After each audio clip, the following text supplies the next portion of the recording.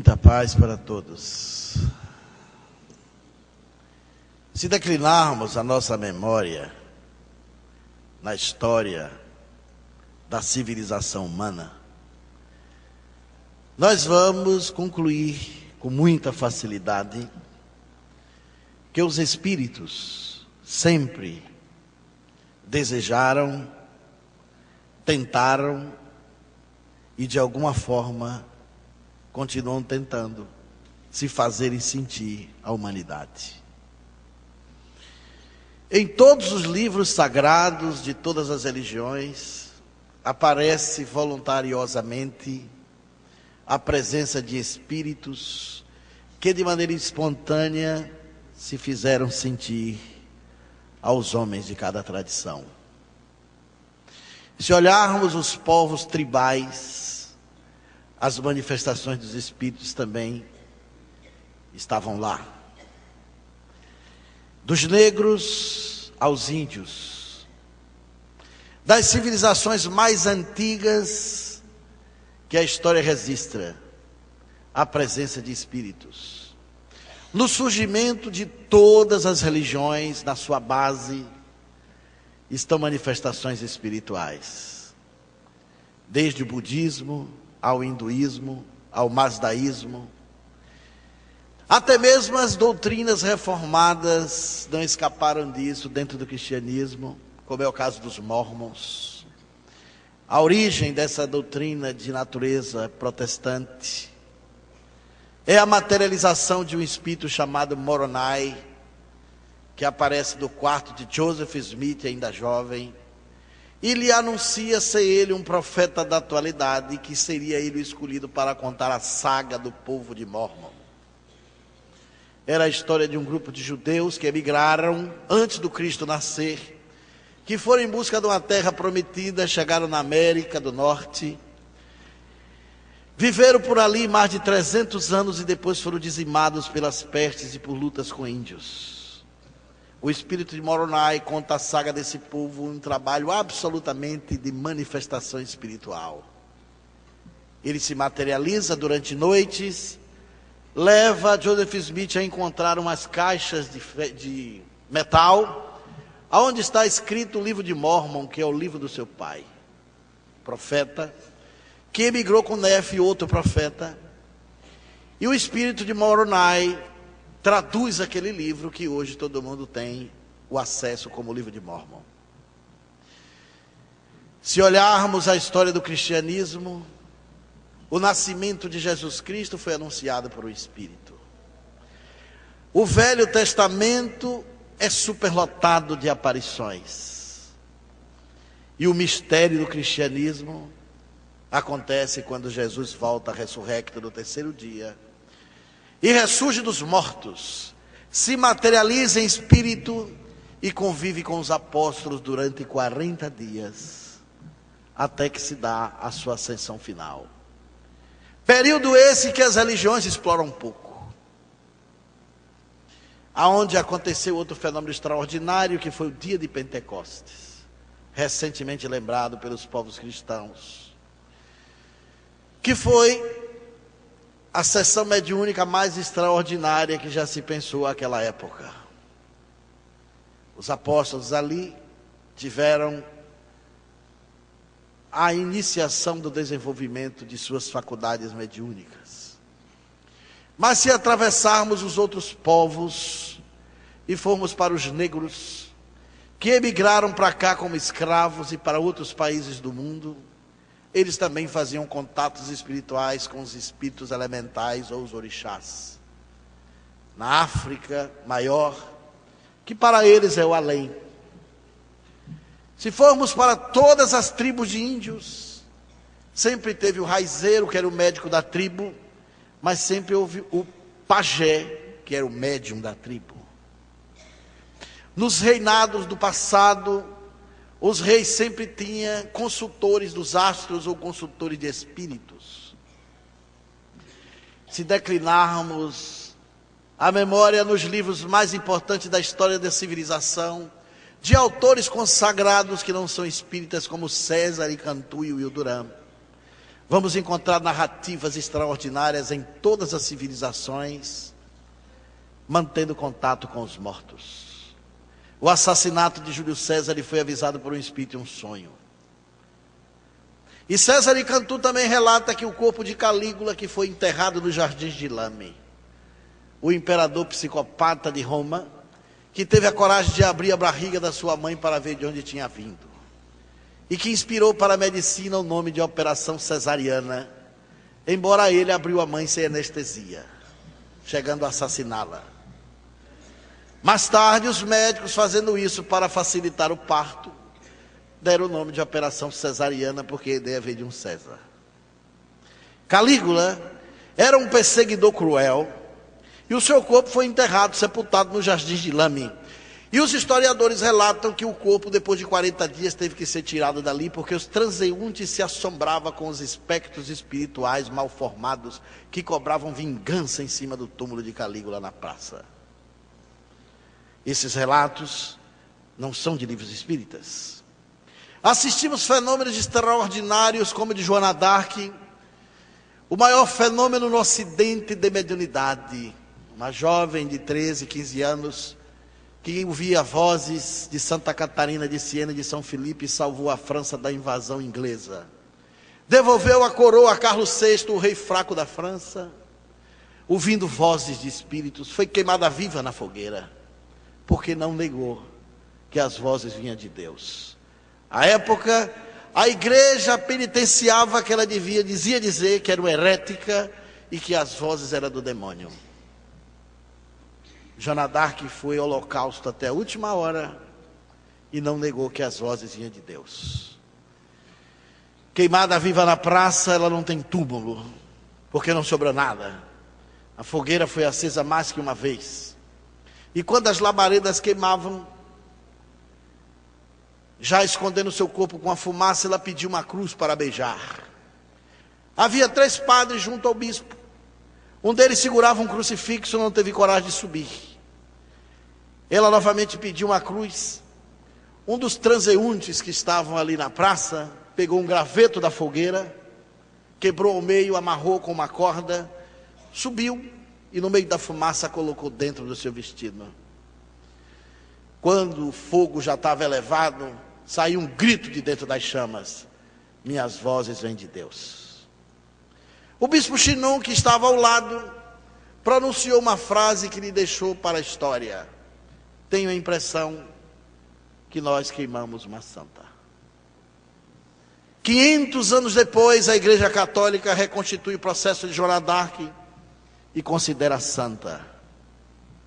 Um fenômeno que levou meio século para ser reconhecido. Na Idade Média, outros médiuns extraordinários que viam e falavam com espíritos foram levados vivos à fogueira.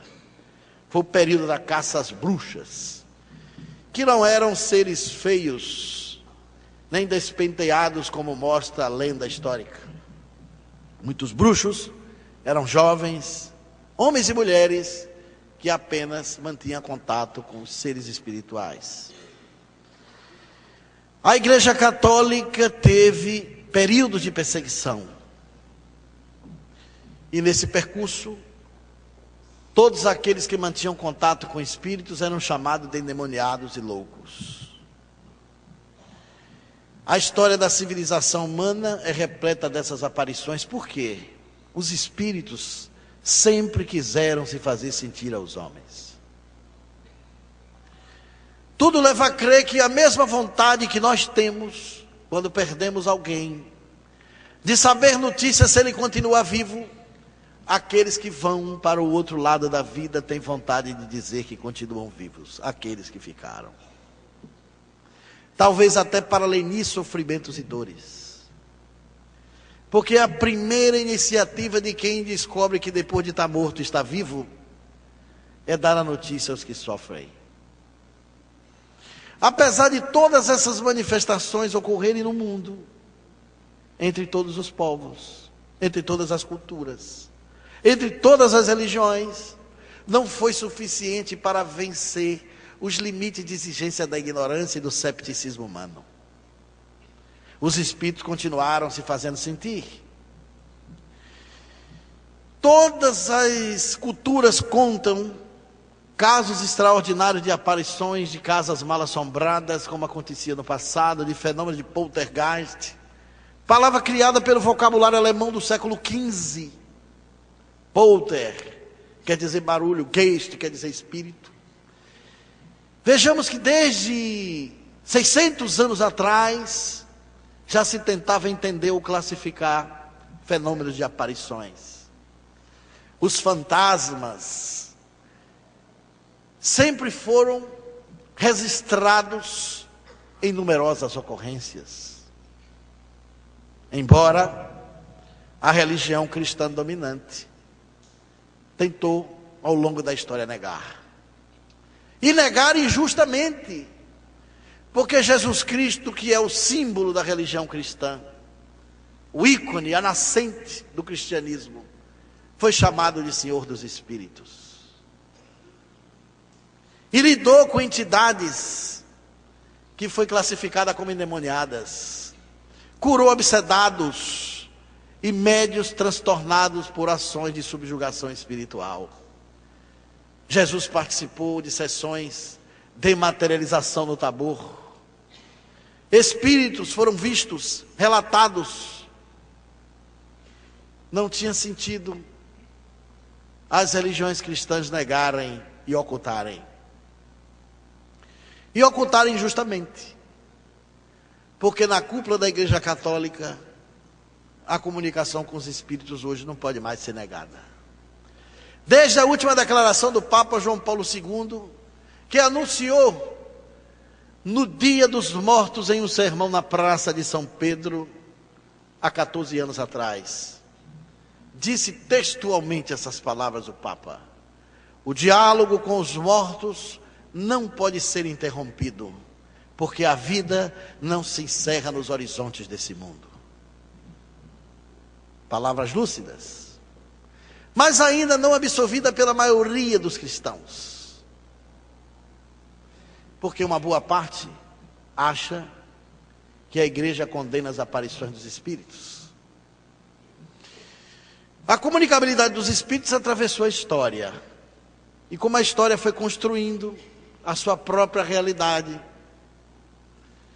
chegamos no meado do século passado e nascemos dentro do mundo da ciência.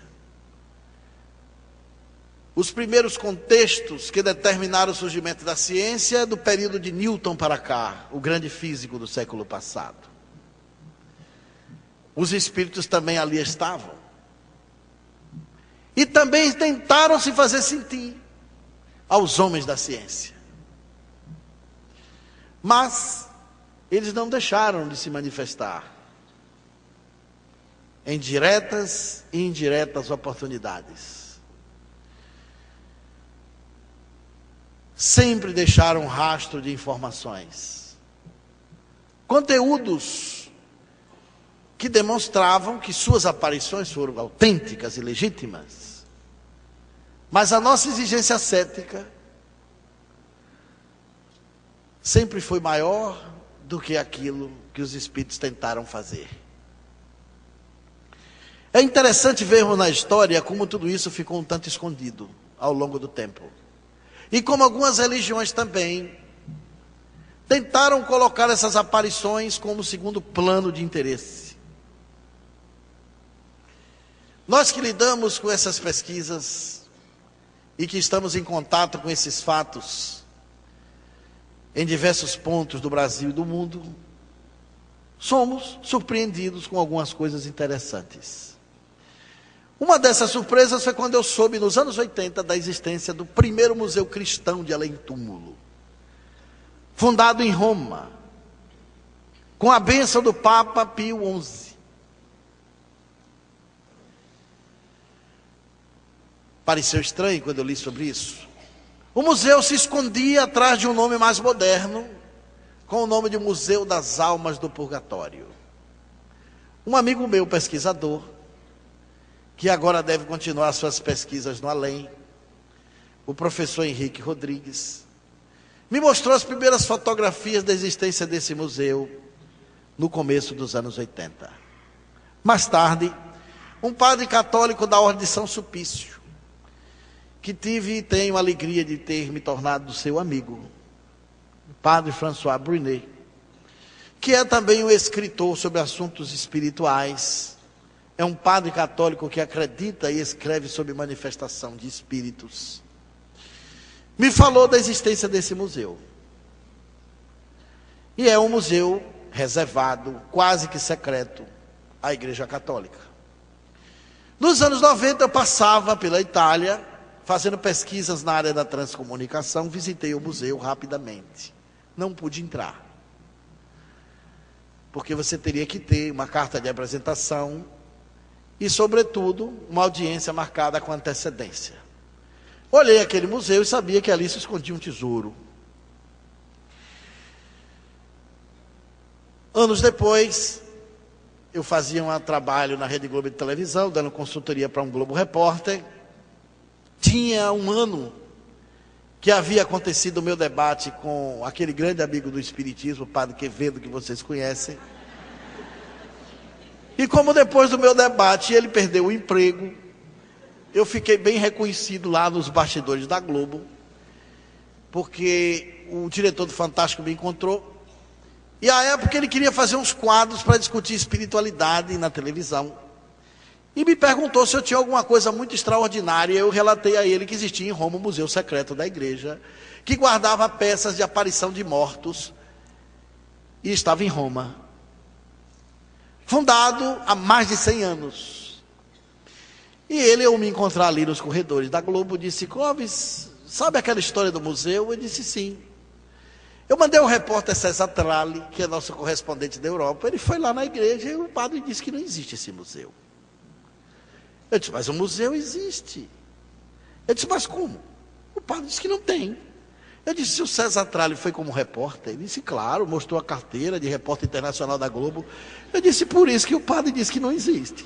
Se ele fosse como devoto, como católico, talvez até o padre dissesse a ele que o museu existia. Ele me olhou assim e disse: mas existe mesmo? Eu disse: não tenho dúvida, eu já fui lá. Ele disse: você faria esse museu com a gente? Eu disse: claro. 20 minutos depois a gente já estava discutindo a viagem para Roma. Era mês de junho, e em agosto eu desci no aeroporto na Itália. E estava lá me esperando a Ilse Scamparini. E fizemos um plano para entrar no museu. Era uma época conturbada na Itália, porque o Vaticano estava sendo alvo de um escândalo. Não sei se vocês se lembram, um bispo negro da Igreja Católica havia acabado de se casar com uma mulher da seita do Reverendo Moon. E a mulher estava na porta do Vaticano fazendo greve de fome, porque o Papa pegou o bispo, botou dentro da igreja e disse que ele tinha que acabar o casamento. E tinha 20 dias que a mulher não dormia com o marido. E ela queria o marido de qualquer jeito. O mundo todo da imprensa estava ali, porque era um escândalo. Ele não só claudicou com a fé, como casou com uma mulher da fé de outra. E não podia casar. Mas esse bispo era importante para a igreja. E aí os Scamparini me dizia: Clóvis, o Papa está dizendo ao mundo que é por caridade que ele perdoou, mas não é, esse homem é um exorcista. E ele é o homem que forma outros exorcistas pelo mundo. Ele tem quase 1 milhão de adeptos que o ouvem. E aqui no Vaticano tem vários exorcistas. De como é que é essa história? É porque para ajudar turistas, para socorrer turistas médiums, que entra dentro do Vaticano, incorpora espírito e quer perseguir padres. Aí tem umas salas de exorcismo para tirar essas almas perturbadas.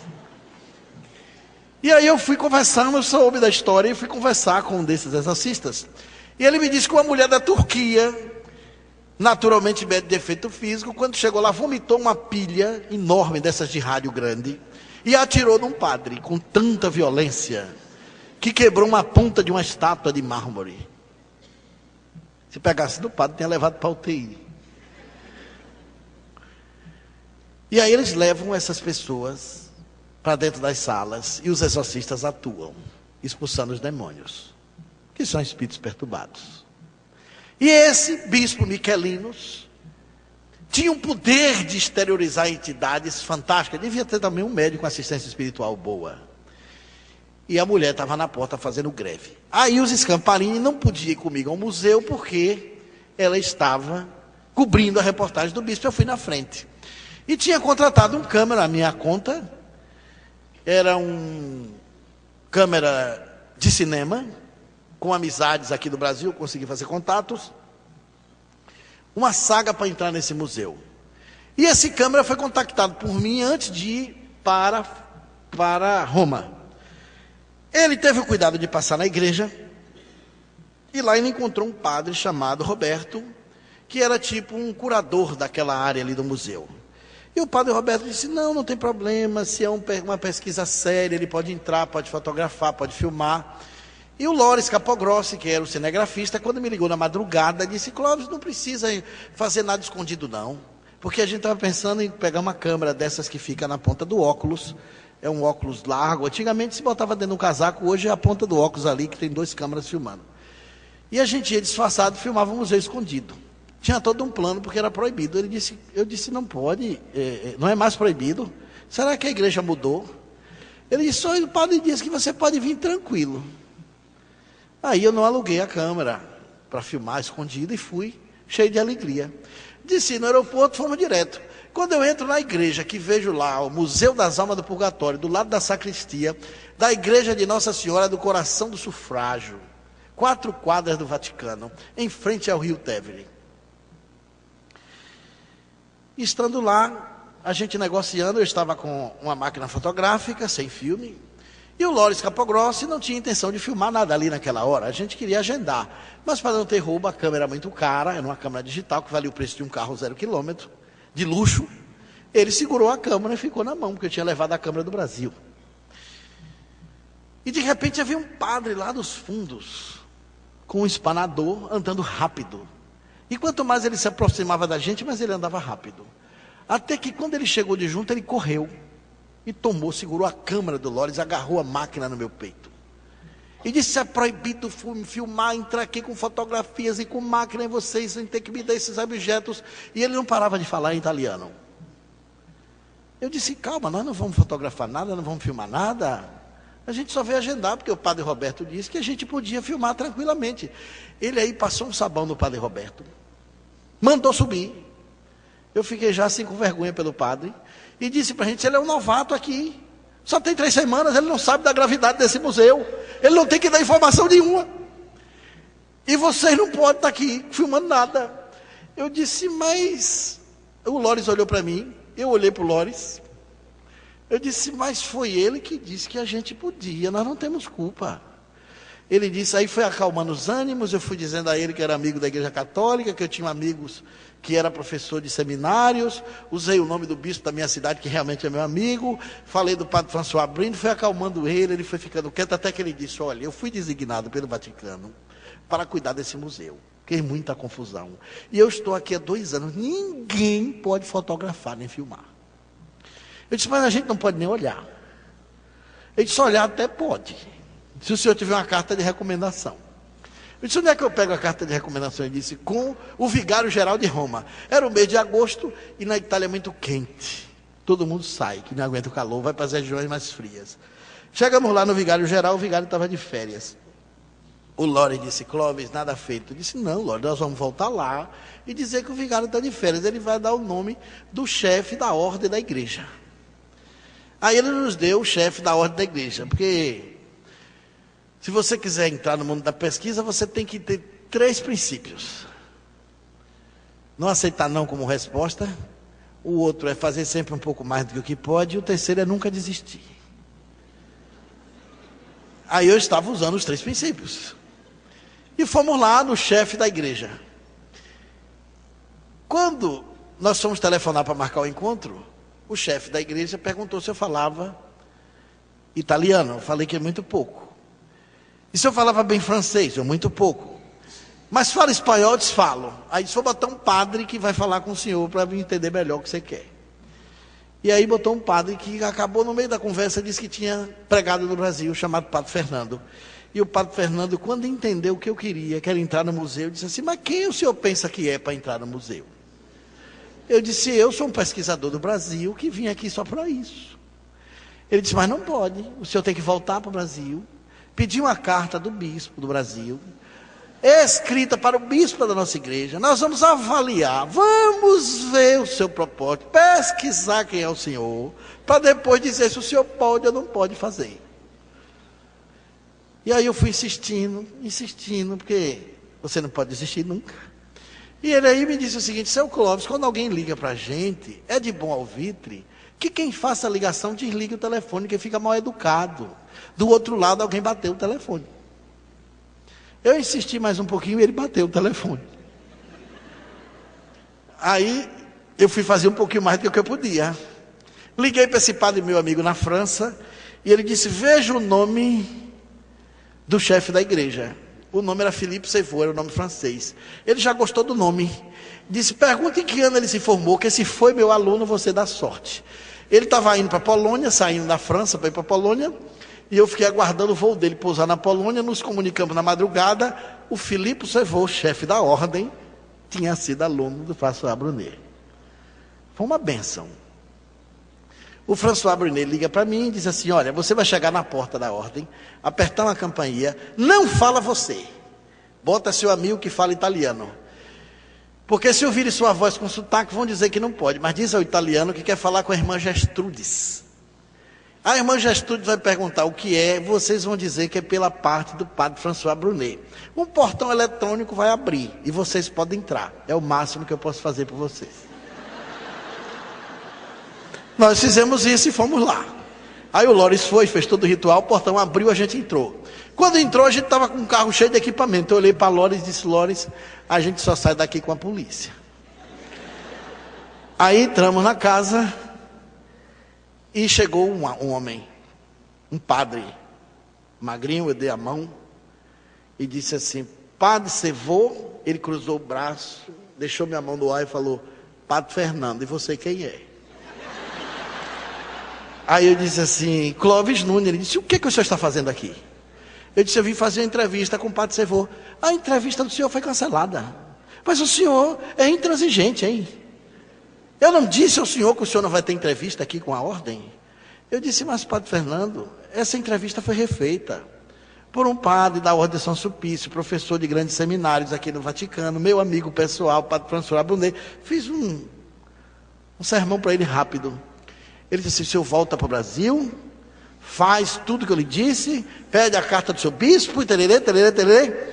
Aí esse amigo meu, que era o Loris, eu acho que o Loris era médium, porque o Loris, quando eu atendi o telefone do padre, ele disse, Clóvis, eu sou meio bruxo. Ele dizia que era bruxo. Não fala muito com esse padre que ele vai atrapalhar. Quando atrapalhou, ele disse, eu não te disse? E aí o Loris estava sentado ali com um jalecozinho de cinegrafista. O Loris deu um ataque.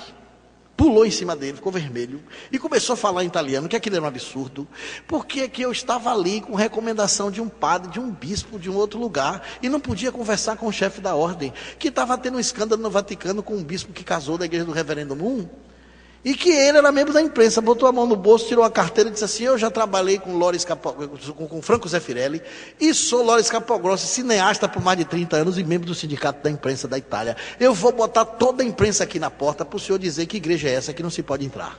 Essa igreja é de Deus ou o que é? Tem outro escândalo aqui que a imprensa precisa saber. Ele ficou meio amufinado, olhou para ele e disse assim, mas vocês são da imprensa? Ele disse, não, nós somos da imprensa. Ele é um pesquisador que veio do Brasil. Eu tenho culpa se o senhor botou um padre lá na igreja que me deu orientação errada, disse que podia, agora não pode?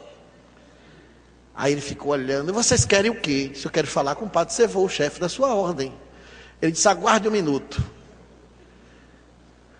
Foi embora, daí a 15 minutos ele volta. Aí, todo desaforado, disse, Padre Sevaux fala com vocês em 15 minutos. Aí eu te dei a mão de novo, para agradecer a ele. Ele deu uma rabanada, saiu todo celerepe e me deixou com a mão no ar. Eu senti que ele era uma pessoa sensível. Aí, 10 minutos depois, chega aquele homem bonito, alto, elegante, um cavalheiro, e perguntou, quem é o Clóvis? Aí o Loris falou, ele estendeu a mão, Padre Sevaux. Eu disse, Padre Sevaux, Eu sou amigo do François Brunet. Quando eu fui introduzindo, ele disse assim: não fala mais nada. François Brunet ligou para mim. E ele é o meu mestre espiritual. O que ele recomendar, eu acato. E ele me disse que o que o senhor fizer aqui vai honorificar a Igreja Católica. Olha, eu fiquei assim meio incomodado na hora, sabe? Mas como era jeito de eu poder fazer a coisa, começamos. O que é que o senhor precisa na sua pesquisa? Eu fui logo em cima. Eu quero a história do Padre Jouet e a fundação do Museu das Almas do Purgatório, primeiro museu cristão de além-túmulo. Ele andou para um lado e para o outro e disse assim: seu Clóvis, isso é um assunto tão controvertido. O Vaticano designou um padre que está tomando conta lá há 2 anos. Esse museu é reservado. Eu não digo que é proibido, mas é reservado. Muitos padres não sabem que esse museu existe, nem muitos bispos do mundo nunca entraram lá. Mas quem sabe o senhor não pode contar a história real do museu. Subimos, era 11h pouca da manhã, saí 4h15 da tarde sem almoçar. Ele estava traduzindo mais de 2.000 cartas, porque o Padre Jouet era um pesquisador extraordinário. Era um fenômeno incrível. O Padre Jouet tinha fundado a Ordem do Sagrado Coração do Sufrágio, que era uma ordem que surgiu bem paralelo ao surgimento das mesas girantes na França, em Paris, porque as mesas girantes chegaram no mês de maio de 54. Embora os fenômenos de Hadesville foi de 31 de março, muito antes, nos Estados Unidos, uma década antes. Mais de uma década antes. Mas as mesas girantes só foram a Paris para encontrar com Allan Kardec nos anos 50. E naquele período do surgimento do Livro dos Espíritos surgia a ordem. Quando Kardec preparava, o Livro dos Espíritos surgia paralelamente. Essa ordem extraordinária da Igreja Católica era uma ordem só para rezar por almas que morreram de maneira trágica, que era a ordem do Sagrado Coração do Sufrágio. E era uma missa diferente essa igreja. Você leva a foto do seu morto, o padre celebra uma missa só para a família, fecha a igreja e faz uma evocação da alma do morto para receber as bênçãos da purificação da igreja. É um fenômeno extraordinário, uma missa celebrada de uma maneira dirigida. Foi daí que surgiu, dessa ordem, mais tarde, as igrejas adotaram essas missas de encomenda para os mortos. Ele me mostrava as anotações do Padre Jouet, e eu, impressionado, os artigos eram espiritismo puro. Eles fundaram essa igreja, e no dia que foi celebrado a primeira missa para inaugurar o altar, porque não terminou a igreja toda, aconteceu um fenômeno de parapirogenia. Um fogo extraordinário apareceu no altar, no mármore, e queimou o mármore. Os devotos com o Padre Jouet foram pela vizinhança apanhar água com balde. Depois de muitas tentativas, o fogo se apagou, mas o mármore ficou esculpido com um rosto humano em forma atormentada, derretido dentro do mármore. Era um fogo paranormal. Pedra não pega fogo. Naquele tempo não tinha gasolina. Era o final do século passado. Nessa igreja em Roma, o Padre Jouet achou que aquilo era um sinal do além para a ordem ser construída com necessidade. Porque se aquele espírito atormentado vinha pedindo preces na igreja, é porque a ordem estava fazendo uma coisa útil para as almas do além.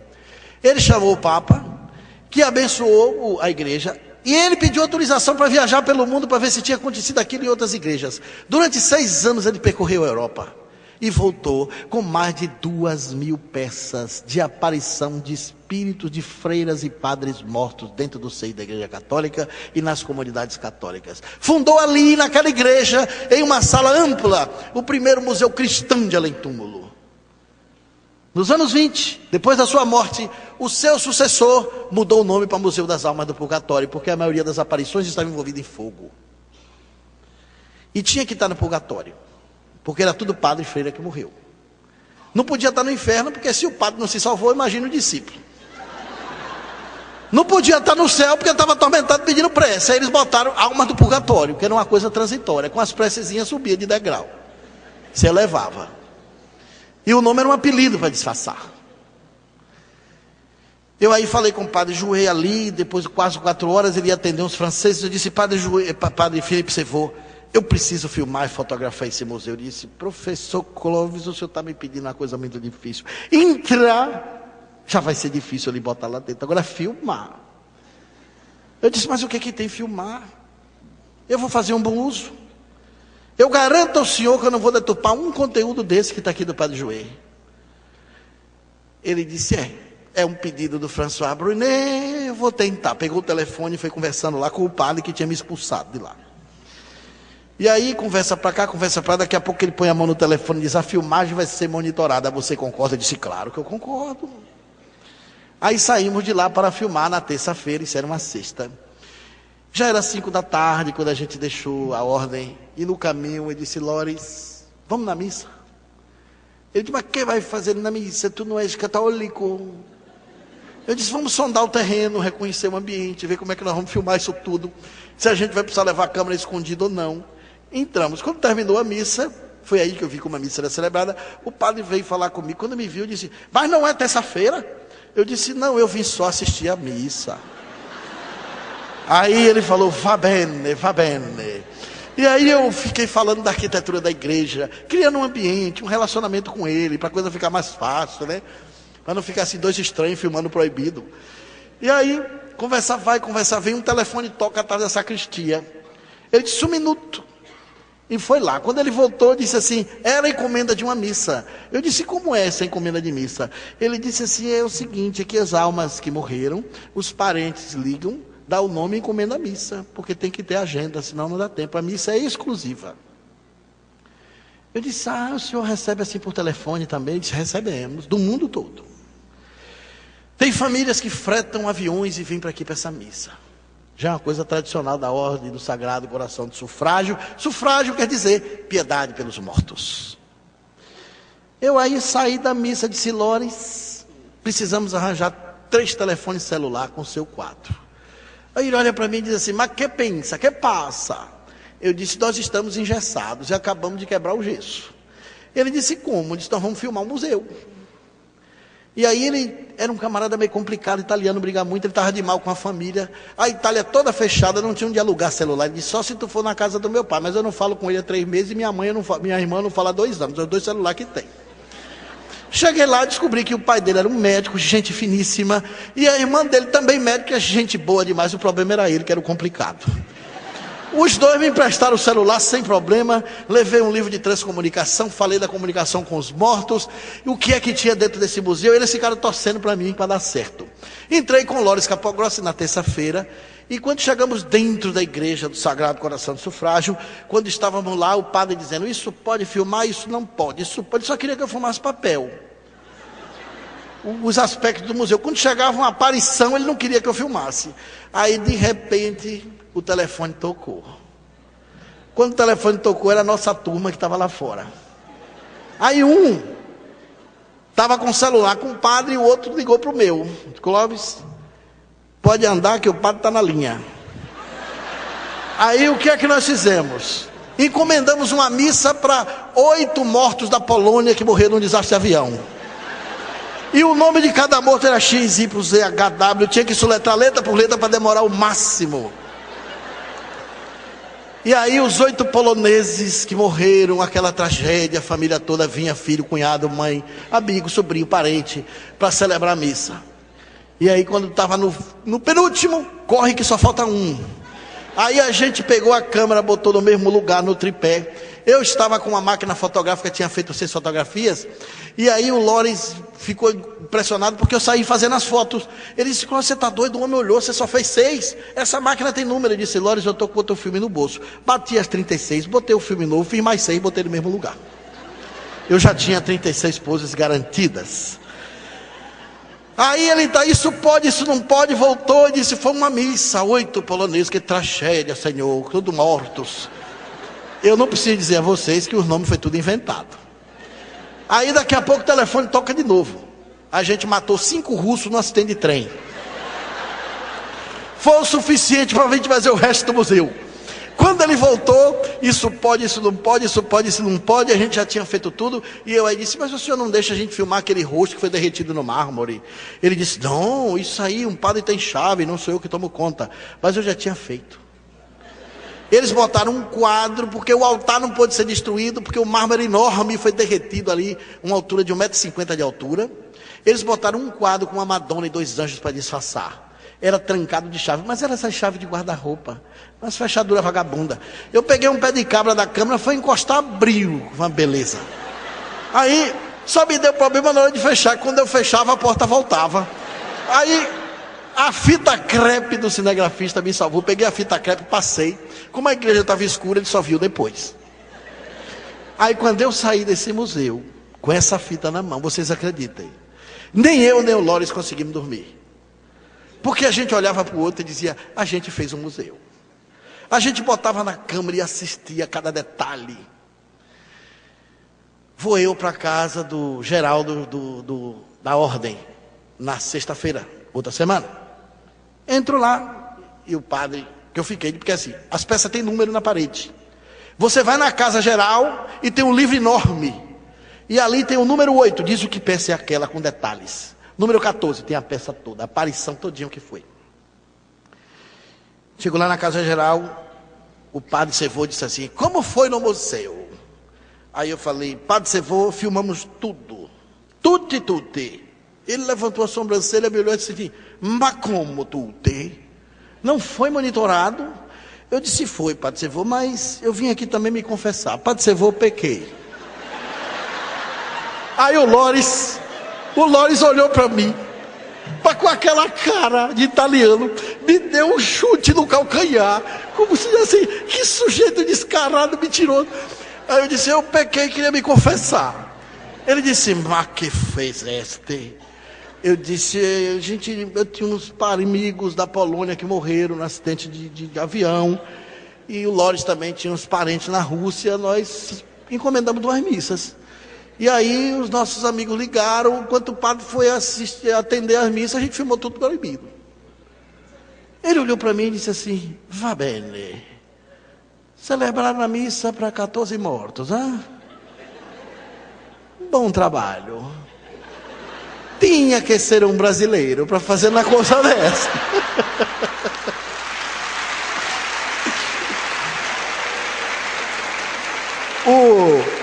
O padre Sevô era gente boa demais. Eu pensei que ele ia me excomungar. E ele estava ali e disse, creio que está em boas mãos. Você fará um bom trabalho. E nós saímos de lá com todos os casos. Cheguei no Rio de Janeiro e a Rede Globo queria fazer em 3 pedaços. Depois o assunto vazou, chegou no SBT, me ligou a turma do Ratinho, eu não quis contar. Aí a menina me convenceu, não, porque o Ratinho é uma audiência enorme. Eu disse, eu sei, minha filha, mas não tem formato para esse assunto. Isso vai mexer com a igreja católica, não dá para ser um Ratinho. Aí quando eu desliguei o telefone, um amigo meu que estava do lado disse, mas quando tu não vai para o Ratinho? Eu disse, não, Jesus disse para não botar pérolas aos porcos, para não botar pérola para os ratos também. Aí, de repente, liga a turma do Gugu. Aí o negócio começou a render, o Gugu já estava marcando o dia. Aí eu ligo de volta para a Globo. Disse, olha, vazou. Eu não fui por minha causa, mas o SBT está querendo a matéria. Então volta da Bahia para o Rio. Lá vou eu de volta no avião. E aí preparamos para fazer na véspera do Dia dos Mortos. Aí saiu a reportagem de capa do Fantástico, que eu vou passar rapidinho só para a gente recordar. Quem não assistiu, assiste de novo, ok?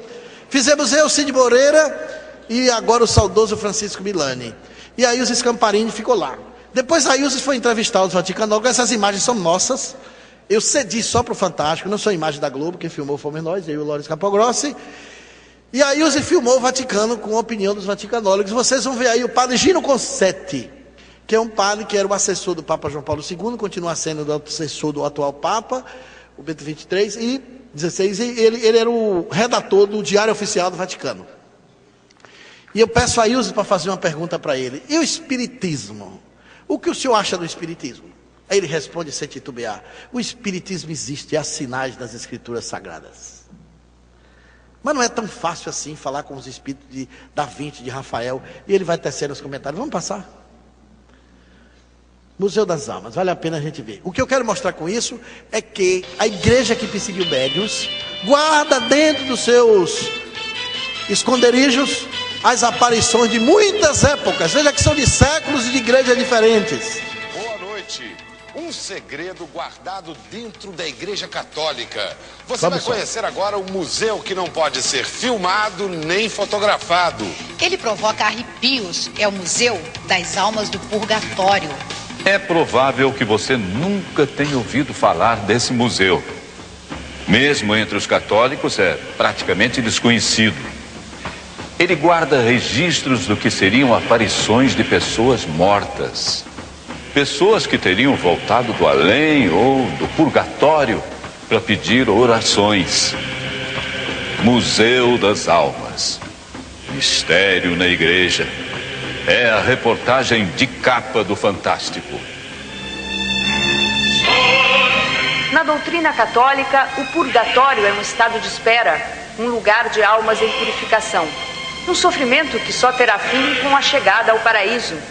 Na Divina Comédia, uma das maiores obras poéticas de todos os tempos, o purgatório, imaginado por Dante Alighieri, é uma montanha muito alta, cercada de terraços, onde as almas vão purgando os excessos cometidos na terra.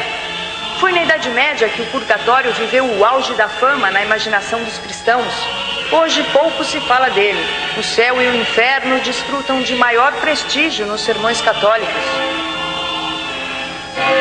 Numa igreja de Roma, um museu misterioso contém relíquias que seriam um testemunho da comunicação das almas.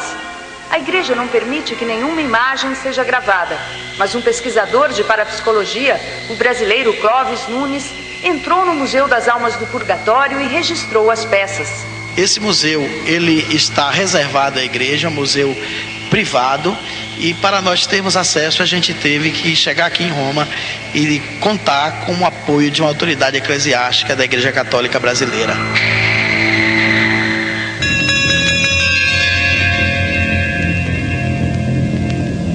Esta é a Igreja do Sagrado Coração do Sufrágio. Sufrágio significa ato de piedade, oração pelos mortos. A igreja pertence aos missionários do Sagrado Coração, ordem católica fundada pelo padre francês Gilles Chevalier em 1854. Numa pequena sala ao lado da sacristia estão guardadas as relíquias. Os antigos missionários do Sagrado Coração acreditavam que elas eram provas da comunicação entre vivos e mortos. Esta é uma das peças mais impressionantes. A mão de uma freira morta em 1637, impressa como se fosse a fogo no hábito, uma espécie de avental de uma outra freira. Segundo os registros do museu, a irmã Clara Schellers apareceu no mosteiro beneditino de Wittenberg, na Alemanha, em 1696. Quase 60 anos depois de sua morte, e deixou a marca no hábito da freira Maria Herendorf.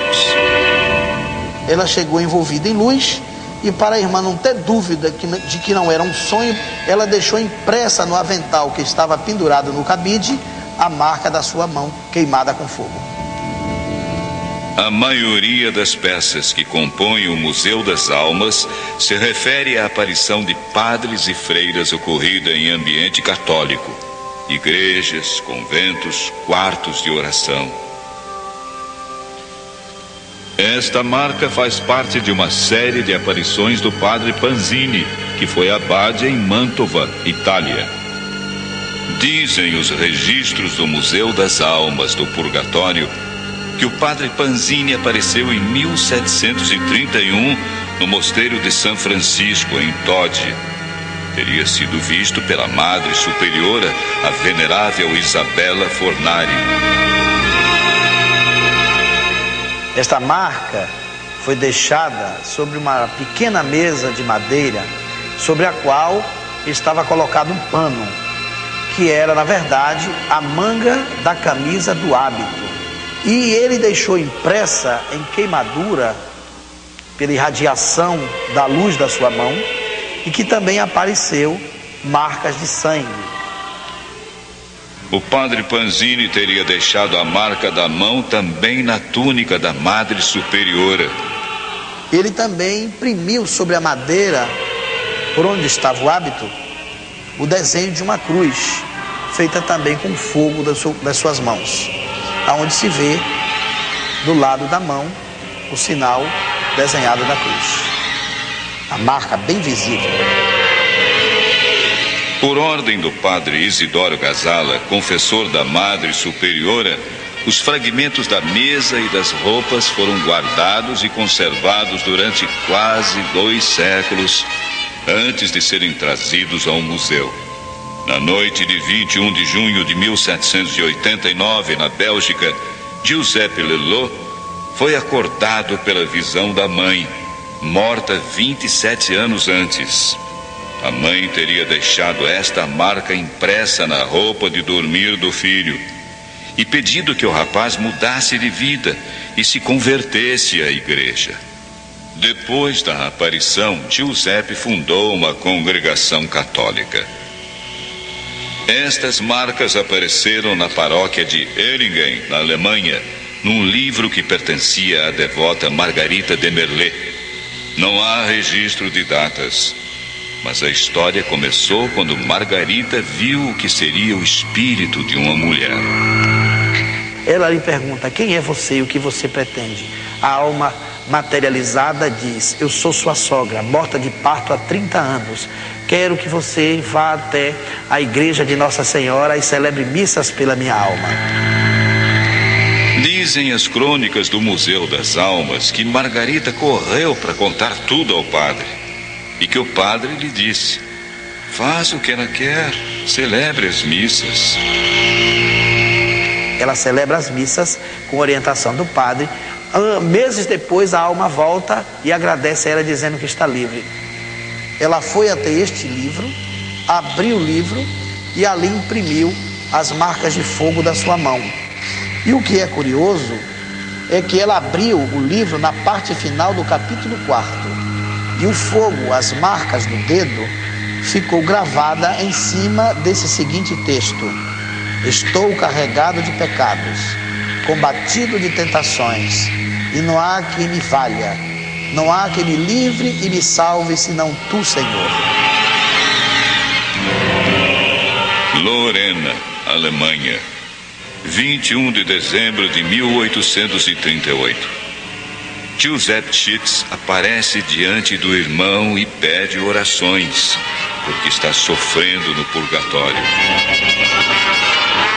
Estas seriam marcas dos dedos de Giuseppe, deixadas num livro de orações do irmão. A marca do dedo atravessou 9 páginas com a queimadura. Ela chegou a fazer uma perfuração. Marcas semelhantes aparecem em outros livros que fazem parte do acervo do Museu das Almas do Purgatório. Uma coleção espantosa. Uma figura misteriosa aparece no altar depois de um incêndio. Assim começou a história do Museu das Almas do Purgatório. Quem fundou a igreja do Sagrado Coração do Sufrágio foi o missionário francês Victor Jouet. Ele queria que este templo fosse dedicado às almas dos mortos. No dia 15 de novembro de 1893, houve um incêndio ao lado do altar. O fogo deixou uma marca no mármore. Nela, os fiéis enxergaram o rosto atormentado de um homem. Padre Jouet acreditou que aquilo era um sinal, como se uma alma do purgatório estivesse suplicando por ajuda. Depois desse episódio, o Padre Jouet viajou por conventos na Itália, França, Bélgica e Alemanha, coletando objetos que comprovassem a manifestação dos mortos. Na volta, criou um museu cristão do além-túmulo, que mais tarde passaria a se chamar Museu das Almas do Purgatório. Tinha cerca de 200 peças, mas só restaram aqui as que foram aprovadas pelos sucessores do Padre Jouet, aquelas consideradas autênticas, acima de qualquer dúvida. O padre Filippo Sevaux, responsável pelo arquivo da Ordem dos Missionários do Sagrado Coração, diz que o Padre Jouet era procurador da Santa Sé e que tinha o apoio da Cúria Romana. Padre Jouet era bem visto pelos cardeais e pelo Papa Pio X. Ele conseguiu muitos benefícios para a nossa congregação. Pode-se acreditar na autenticidade do Museu das Almas do Purgatório? Em Roma, a repórter Ilse Scamparini ouviu teólogos e estudiosos da Igreja Católica. O Vaticano não quer dar uma opinião oficial sobre a autenticidade das relíquias, mas as peças que estão ali dentro impressionaram vários especialistas da Igreja. Orazio Petrosilo, especialista em Vaticano, já tinha ouvido histórias sobre as relíquias. Quando conheceu o museu, acreditou na autenticidade dele. Eu sinceramente acredito que seja verdadeiro. Tenho a impressão de que são almas do purgatório que deixaram aqueles sinais para lembrar aos parentes e amigos de rezar por elas.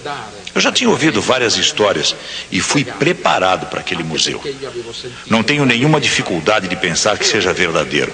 Mas é claro, não se deve dar tanta importância a um livro queimado, que será sempre um livro queimado.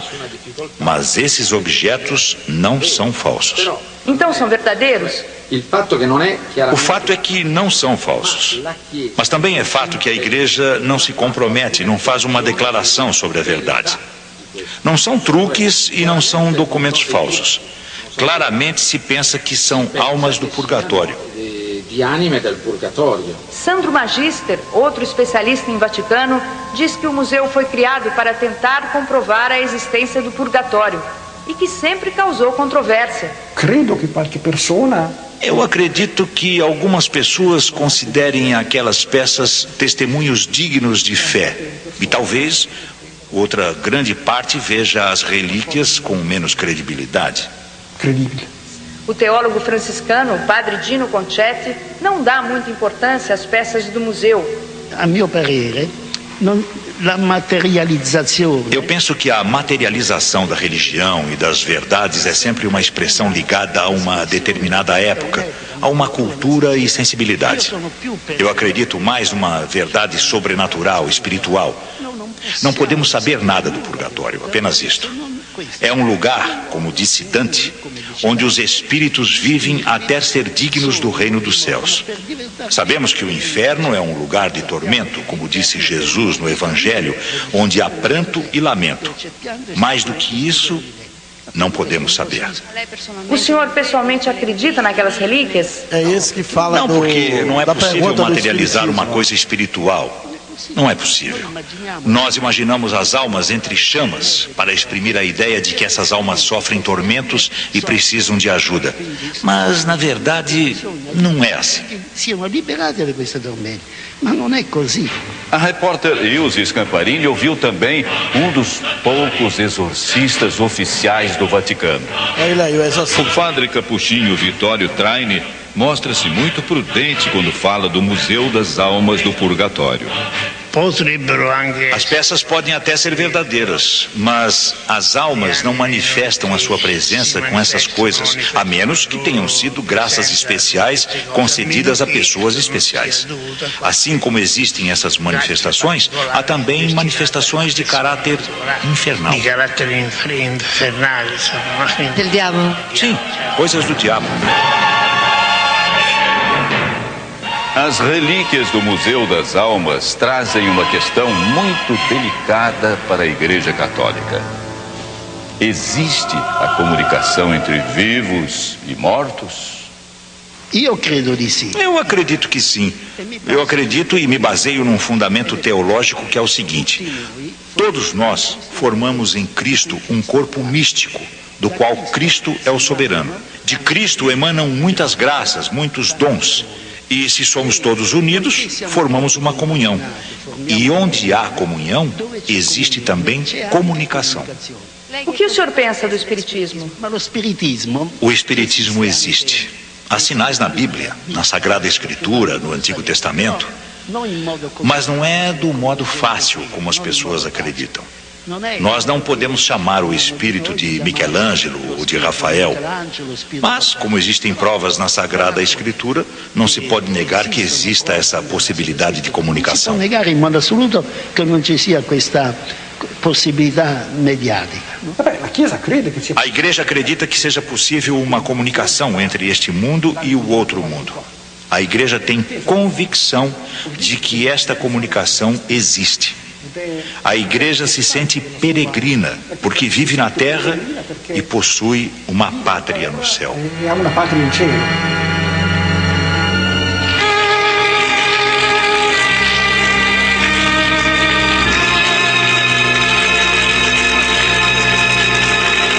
Ok, Paulinho, obrigado.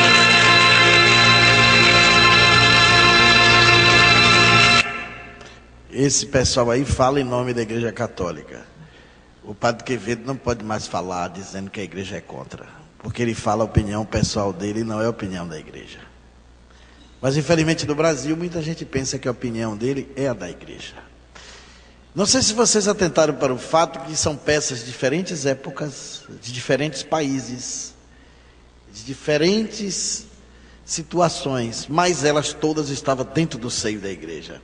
Imagine que eles chegaram a destruir quase 200 peças. Deve ter jogado muita relíquia fora, muitas pérolas que o padre Jouet amealhou. Mas essas daí não podem ser destruídas, porque o Papa Pio X sancionou como legítima. Então destruir esse museu também hoje é uma heresia. Ele não pode ser destruído. Embora já tentaram. Mas veja que documentário interessante. Isso mostra que os espíritos não deixaram de soprar onde querem, como diz a Escritura. Dentro da própria igreja deixaram suas marcas. Aí a gente fez um resumo das principais que lá foram encontradas. Eu estou escrevendo um livro que é só sobre o museu. E tem uma compilação do Padre Jouet, que deve sair até o final do ano, que vocês vão ver que as narrações são absolutamente espíritas dos fenômenos. Sem tirar nada, nem acrescentar nada, tudo conforme nós pensamos. Mas repare que os espíritos estavam lá dentro do seio da igreja. A igreja matando gente na fogueira porque via espírito. E os padres recebendo aparições dentro da igreja. E celebrando missa, inclusive, para libertar outros padres que estavam no purgatório. Em contrassenso histórico. Chegamos na metade do século XIX. E as comunicações dos espíritos pela primeira vez passaram a ter um controle científico. Quando surgiu o advento do espiritismo. Vamos para os próximos slides. O espiritismo foi a primeira ciência do mundo a investigar essa fenomenologia. Mas como toda ciência e toda grande descoberta do mundo não nasce do inopino, tudo tem seus precursores. Nós vimos, por exemplo, os precursores em várias áreas, na aviação, no automóvel, nas grandes tecnologias, no rádio. Nessas ciências da paranormalidade também não ficariam ocultas essa realidade. As mesas girantes é um dos primeiros métodos mecânicos usados para os espíritos se comunicarem. As mesas girantes, assevera Allan Kardec no Livro dos Médiuns, é considerada como ponto de partida da doutrina espírita. Foi ali em que, desses fenômenos extraordinários, Allan Kardec retirou a extraordinária obra da codificação. As mesas funcionavam nessa época debaixo de um preconceito que o próprio Allan Kardec não confirmava. Os médiuns se sentavam e encostavam os dedos mindinhos para fechar o que se chama de corrente. E sempre se botava uma mulher e um homem, a mulher e um homem, porque se acreditava que o homem era positivo e a mulher era negativa. Grande bobagem. Allan Kardec assevera mais tarde que dar as mãos não fecha corrente nenhuma. A única corrente que existe é a da unidade de pensamentos, o sentido de propósito interior das pessoas envolvidas no trabalho mediúnico. As mesas, então, funcionavam por dois sistemas, o da tipitologia e o da sematologia. A tipitologia era quando a mesa girava, levantava um pé, e você fazia uma pergunta para si, uma batida, para não duas batidas, ou para cada letra do alfabeto, uma pancada. A letra C, 3 pancadas, a letra D, 4 pancadas. Veja como era exaustivo esse contato.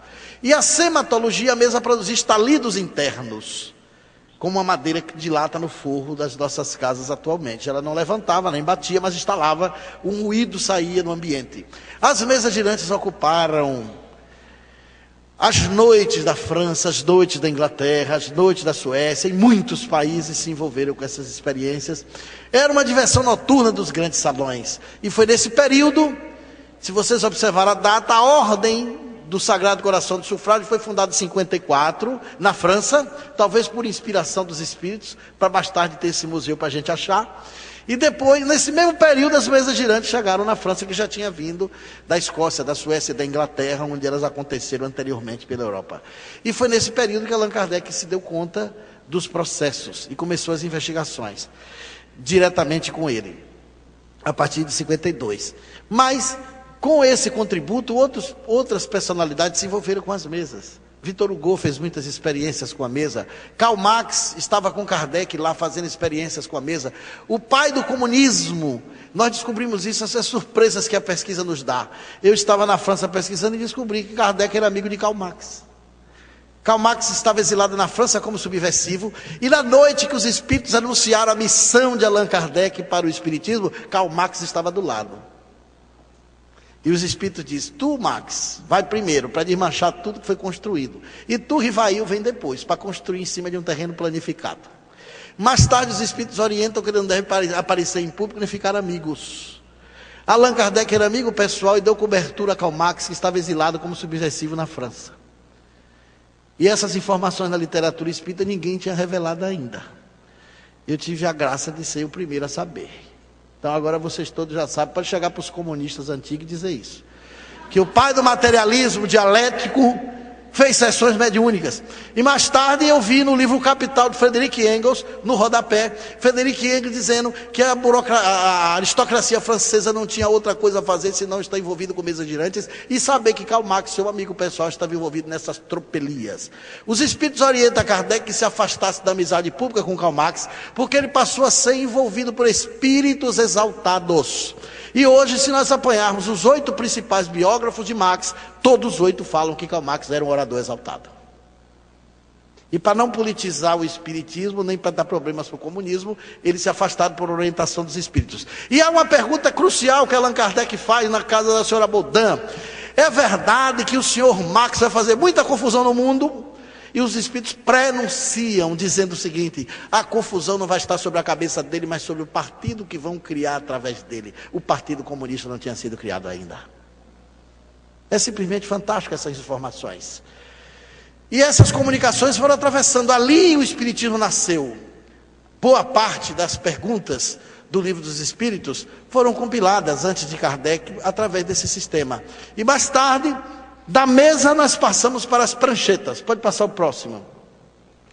As mãos dos médios passaram aí a prancheta. A prancheta era menos volume. E na prancheta se botava uma caneta. E tinha 2 rodinhas. E o espírito ia escrevendo, fazendo suas anotações. Com essas pranchetas e mesas, aconteceram poemas. E espíritos compuseram canções. E espíritos desenharam rostos de pessoas falecidas, e os parentes abismados pelos desenhos da prancheta e da mesa via que era o rosto de um falecido, e que não tinha como aquela pessoa saber, não tinha como a mesa saber, não tinha como as pessoas que estivessem na mesa saber, porque não conheceram aquelas pessoas que foram mortas há alguns tempos. Aí mais tarde os pesquisadores foram avançando e tiveram a ideia: já que ia na mesa e agora vai na prancheta, tem que ter um lápis na prancheta e tem que ter a mão na prancheta para o lápis andar. Que tal botar o lápis na mão do médium? Nasceu a psicografia. Pode passar o próximo. E aí a gente viu esse fenômeno acontecer no século inteiro, através de Chico Xavier, o maior médium de psicografia da história.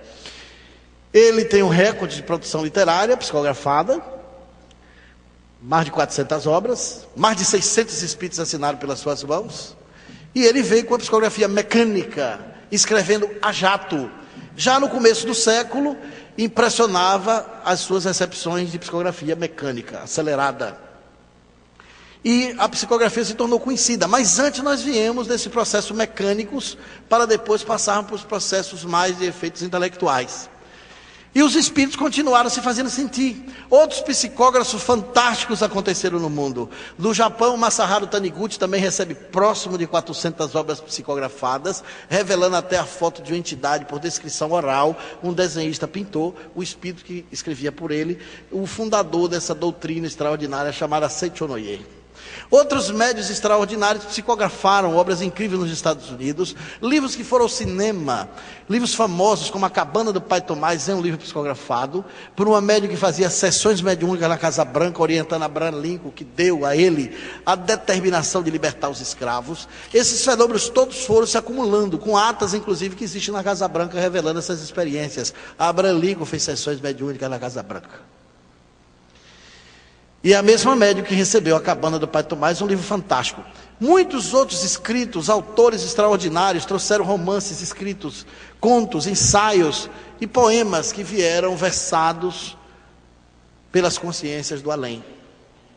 Mas intermeando a prática da mediunidade, que era o único meio, a única ponte para o além, eram as faculdades mediúnicas, surgiu a tecnologia no mundo. No século passado, os homens desenvolveram a capacidade de dominar as ondas eletromagnéticas. E o primeiro contato à distância na Terra foi o código Morse, com Samuel Morse. Mais tarde nós avançamos para o telefone com Alexander Graham Bell, que enfrentou o ceticismo da época muito difícil, porque os amigos de Graham Bell diziam: um fio não pode produzir voz. Se você ainda tentasse mandar por um canudo, vá lá, mas por um fio é impossível. E Graham Bell conseguiu o primeiro sucesso por telefone em 1874. Allan Kardec viveu na Terra e não conheceu o desenvolvimento da matéria radiante. Ele não teve acesso aos campos magnéticos dos aparelhos tecnológicos. Ele não sonhou com telefone nem com rádio. Heterodine, que surgiu em 1910, muito menos se sonhou com televisão, muito menos se esperava computadores. Mas, no entanto, amigos, como dissemos, toda ciência tem seu precursor. Os espíritos vieram e avançaram para os equipamentos. Como eles impressionaram mesas, pranchetas e cadeiras no passado, eles começaram a interferir nos aparelhos eletrônicos do presente. E a tecnologia foi recebida pelos espíritos. Os espíritos não pararam de se fazerem sentir. E eles começaram a se fazer sentir dentro da tecnologia moderna. O incrível é que surgiu os primeiros contatos de maneira pálida. Homens extraordinários que estavam envolvidos com ciência, como foi Thomas Edison, tentou contato com a lei através de máquinas, desde o começo do século, e não conseguiu resultado. O curioso é que mais dois outros cientistas junto com ele, Nikola Tesla e Guilherme Marconi, que ganhou o prêmio Nobel, inventou o rádio, tentou falar com os mortos através do próprio rádio, não conseguiu. Quem conseguiu não desejou. Os espíritos foram escolher aqueles voluntariosos que não estavam envolvidos com esse interesse. E o primeiro contato de fato aconteceu em 59, é o ponto de partida da transcomunicação, por um cineasta russo naturalizado, sueco, cinegrafista também, era poliglota, pintor, um homem muito culto do seu tempo. Frederick Jungerson recebeu o primeiro contato do além através de um gravador no dia 12 de junho de 1859, às 10 horas da manhã. Nunca desejou que isso acontecesse e nem sabia que isso era possível. A partir dele, nasce os fenômenos das vozes paranormais, os fenômenos das vozes eletrônicas.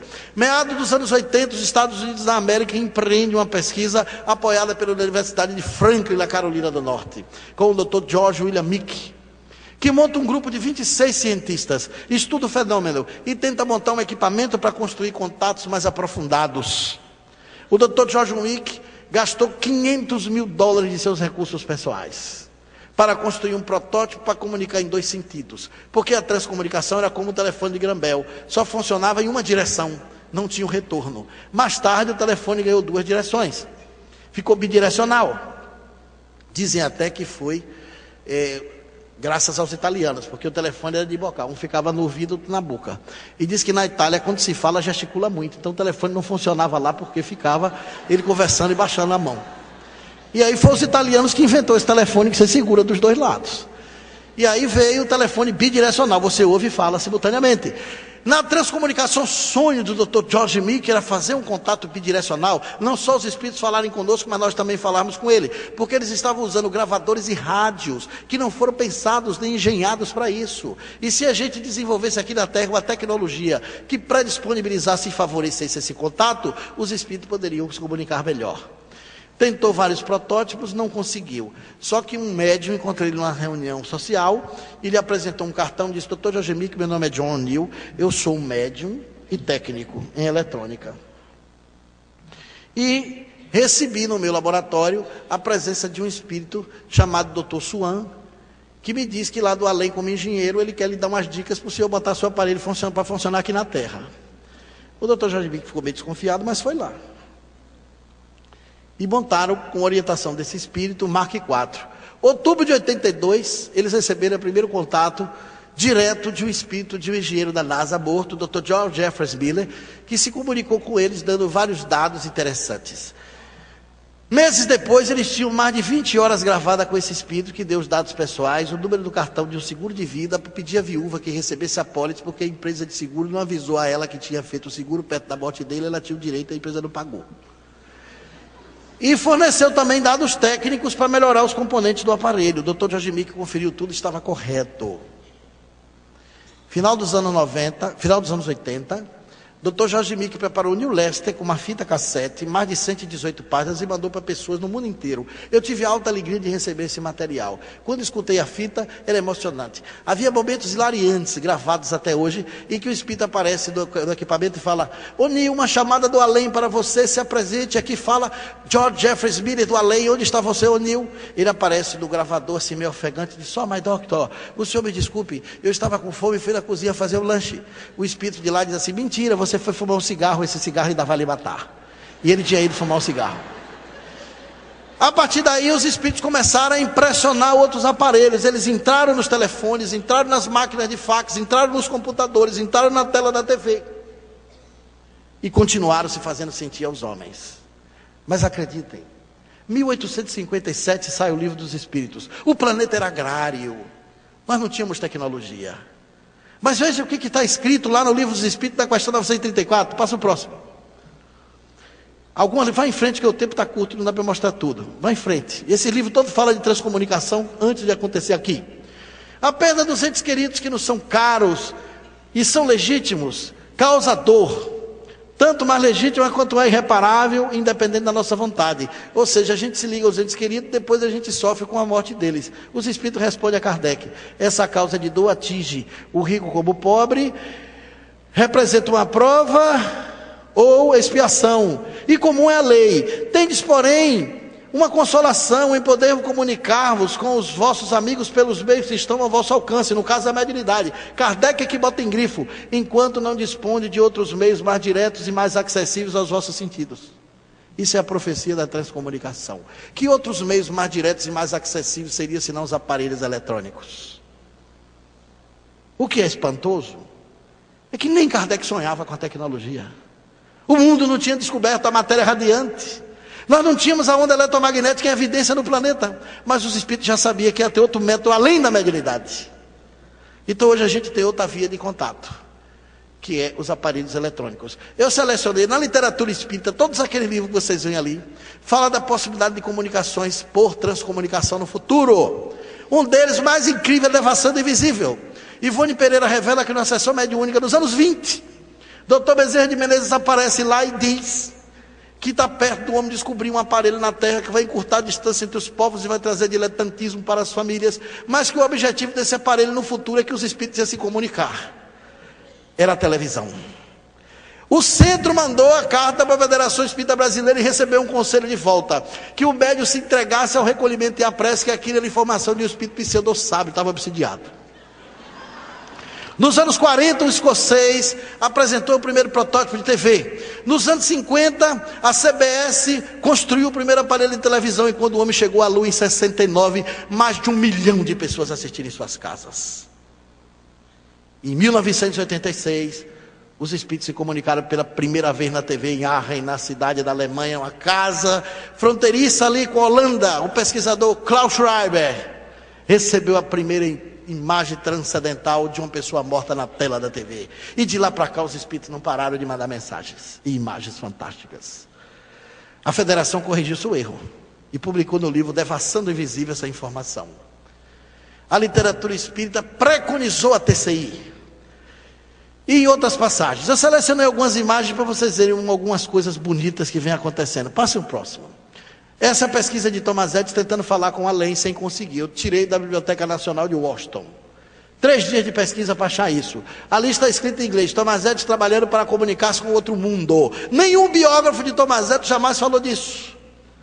E o Thomas Edison se escondeu, porque em 1800 Preste atenção a isso. Em 96, o jovem Dumont, um físico encarregado de mostrar o fonógrafo descoberto por Edison, que era o protótipo dos gravadores, foi numa Assembleia de Sábios da França e mostrou o aparelho, que podia gravar vozes humanas através de um fio. Um homem da plateia levantou, aberturou o rapaz e disse que ele estava tentando enganar uma plateia de sábios com um truque de ventriloquismo. Thomas Edison, irritado, fez um relatório e pediu à Sociedade de Ciência da França uma declaração pública. A sociedade, depois de 3 meses, disse: concluímos tudo e continuamos achando que é ventriloquismo mesmo. Como é que em 1920 ele dizia que estava falando com o morto através desse aparelho? Ele tentou usar permanganato de potássio e outros produtos químicos. Morreu sem lograr êxito, porque a ciência do tempo dele não dava suporte para isso. A ciência era eletromecânica. Só mais tarde, depois dos transistores, é que os espíritos conseguiram impregnar o campo magnético dos aparelhos eletrônicos nos anos 50, 60. E de lá para cá avançaram. Nos anos 80, um físico alemão, Dr. Ernest Senkowski, criou o termo transcomunicação, para diferenciar o contato mediúnico do tecnológico, demonstrando que pelos aparelhos não precisa do médium exclusivamente para o transe. E se precisar de médium, a mediunidade que hoje já se pensa com a mediunidade própria. Mas há caso que o espírito pode atuar direto no equipamento do campo magnético da fita, sem intermediação humana. Até agora a gente só tinha uma via de contato com além, que era a mediunidade. As faculdades psíquicas humanas. Graças ao desenvolvimento da tecnologia, a gente tem outra via, o campo magnético dos equipamentos eletrônicos, conforme foi previsto pelo Livro dos Espíritos. Vamos ao próximo. Eu estou assim há 5 minutos, estou passando um pouquinho. Esses são pioneiros. Eu descobri lá no Arquivo Nacional, alguns de vocês já devem conhecer isso. É o primeiro transcomunicador do mundo, é um brasileiro. Isso é um telégrafo vocativo para falar com os mortos, que foi apresentado no Arquivo Nacional em 1909. Antes de Thomas Edison, um brasileiro pensou nisso. E registrou a patente, pode passar. Aí recebeu informações numa sessão mediúnica no Rio de Janeiro. Aí está o registro da patente, ele pedindo o direito de falar com os mortos através de um telégrafo. Foi um engenheiro ferroviário morto que deu a dica a ele através dos médios. E ele fez o aparelho para fazer o contato. Foi o primeiro aparelho de transcomunicação do mundo. Porque na Europa dizem que o primeiro transcomunicador foi Edison, que o primeiro contato foi da Europa.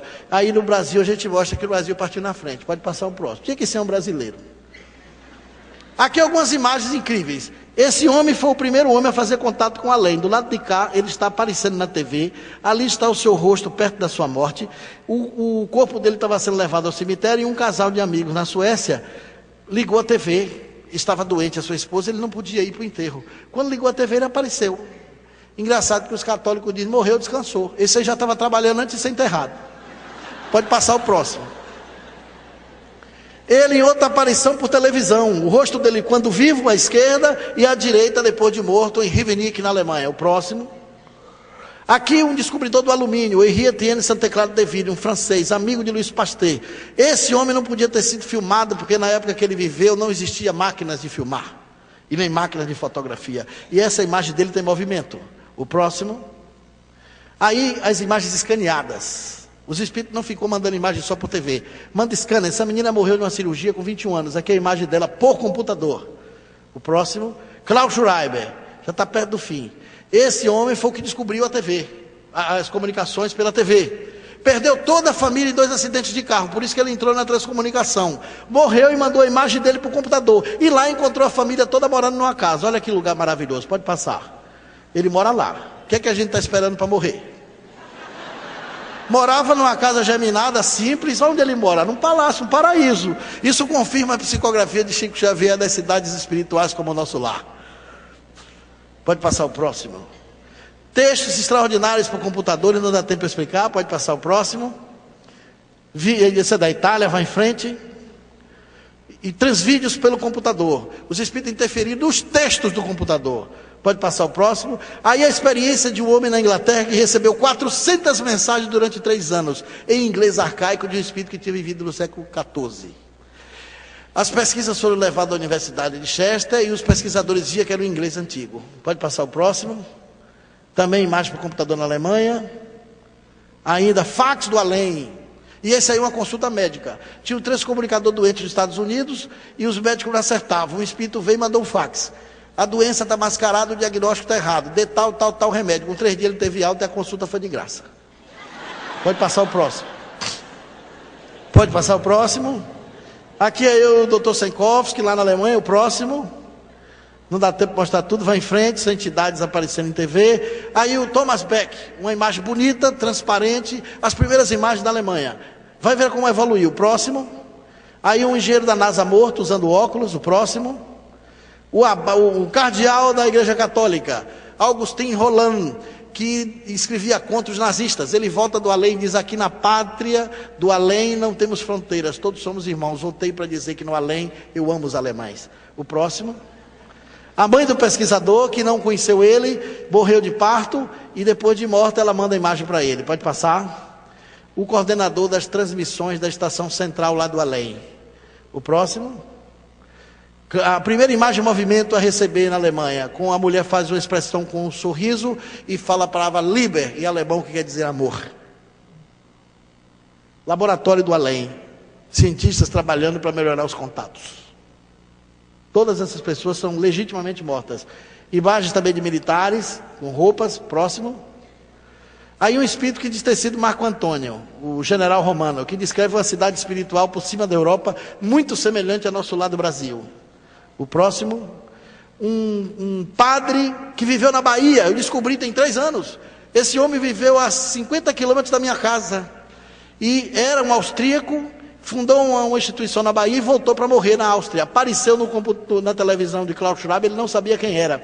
Ele deu todos os dados por transcomunicação, os pesquisadores procuraram as igrejas e acharam a biografia dele. Enquanto vive, ele acreditava na comunicação com os mortos. Era um católico direito. O próximo. Essa aí eu vou mostrar na hora das perguntas. Muito obrigado pela atenção de vocês e até de repente.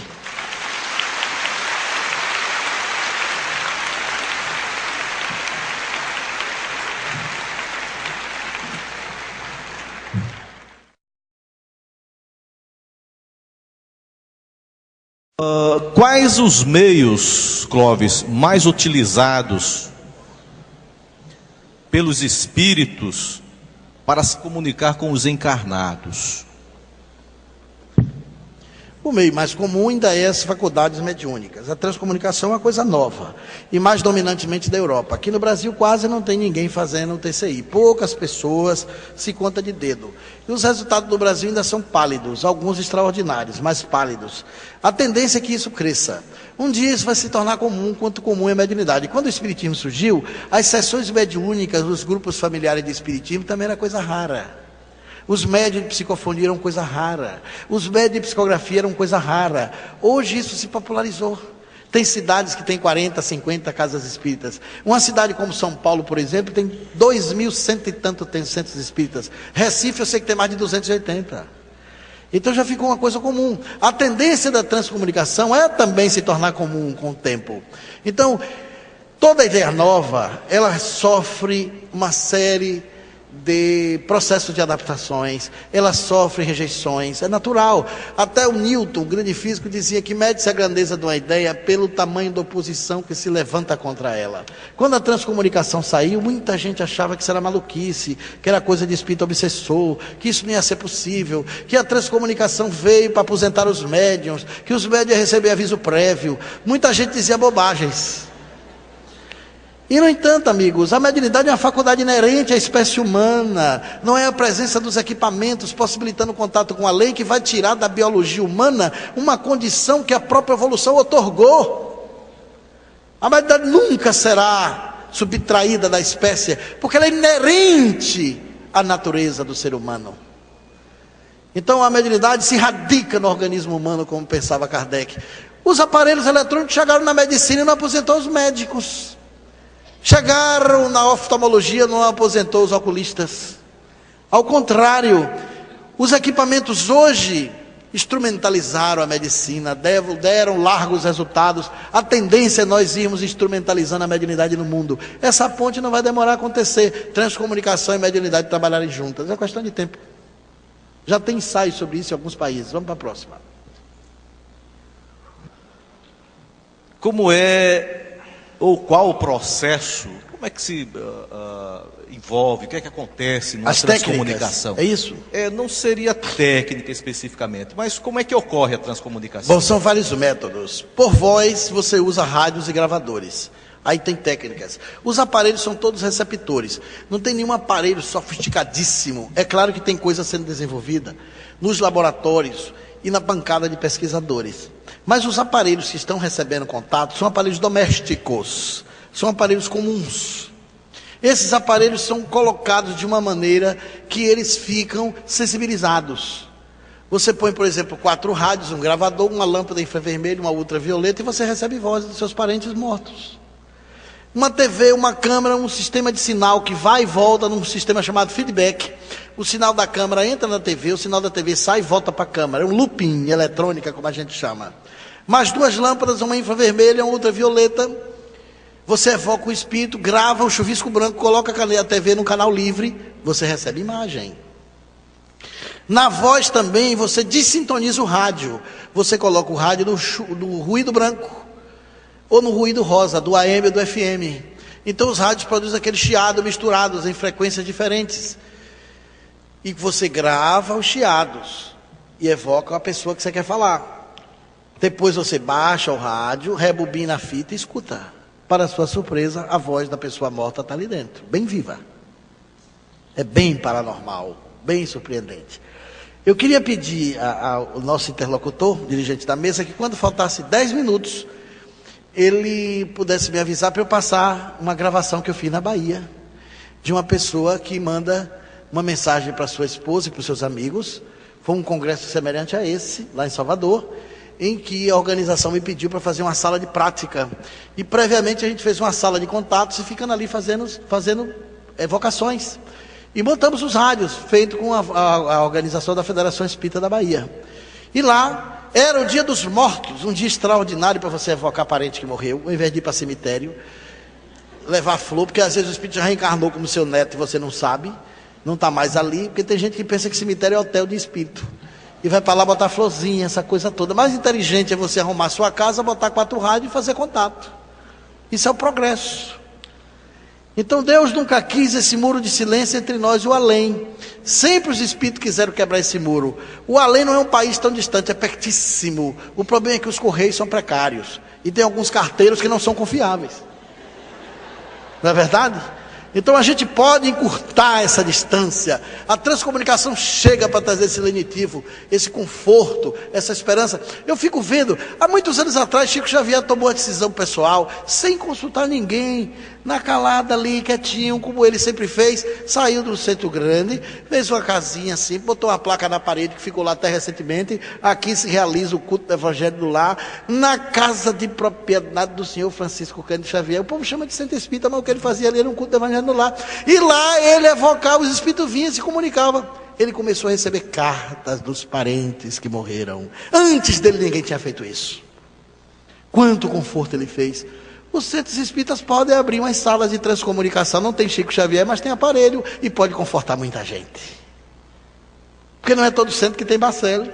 Só a turma de Uberaba que tem essa chance. Aqui pelo Nordeste é uma escassez danada de carteiro confiável. Então nós poderemos suprir essas necessidades com a transcomunicação. Nós vamos avançar para isso, quando as mentalidades espíritas estiverem mais abertas, é claro. Não temos que ver a transcomunicação como uma competição. Ela é uma cooperação do além, para trazer o mundo espiritual para perto de nós. Diferentes técnicas se utilizam em cada equipamento. São vários métodos, mas eu digo a vocês, não tem nada difícil, e qualquer pessoa pode fazer contato. Qualquer um, inclusive eu. Você não precisa ser técnico, não precisa ser engenheiro, não precisa ser médico, não precisa ser paranormal. Você bota o rádio, você não precisa dar passo no rádio, não precisa cantar o hino do Dr. Bezerra de Menezes, não precisa botar vela nem incenso, nada. É uma coisa absolutamente natural.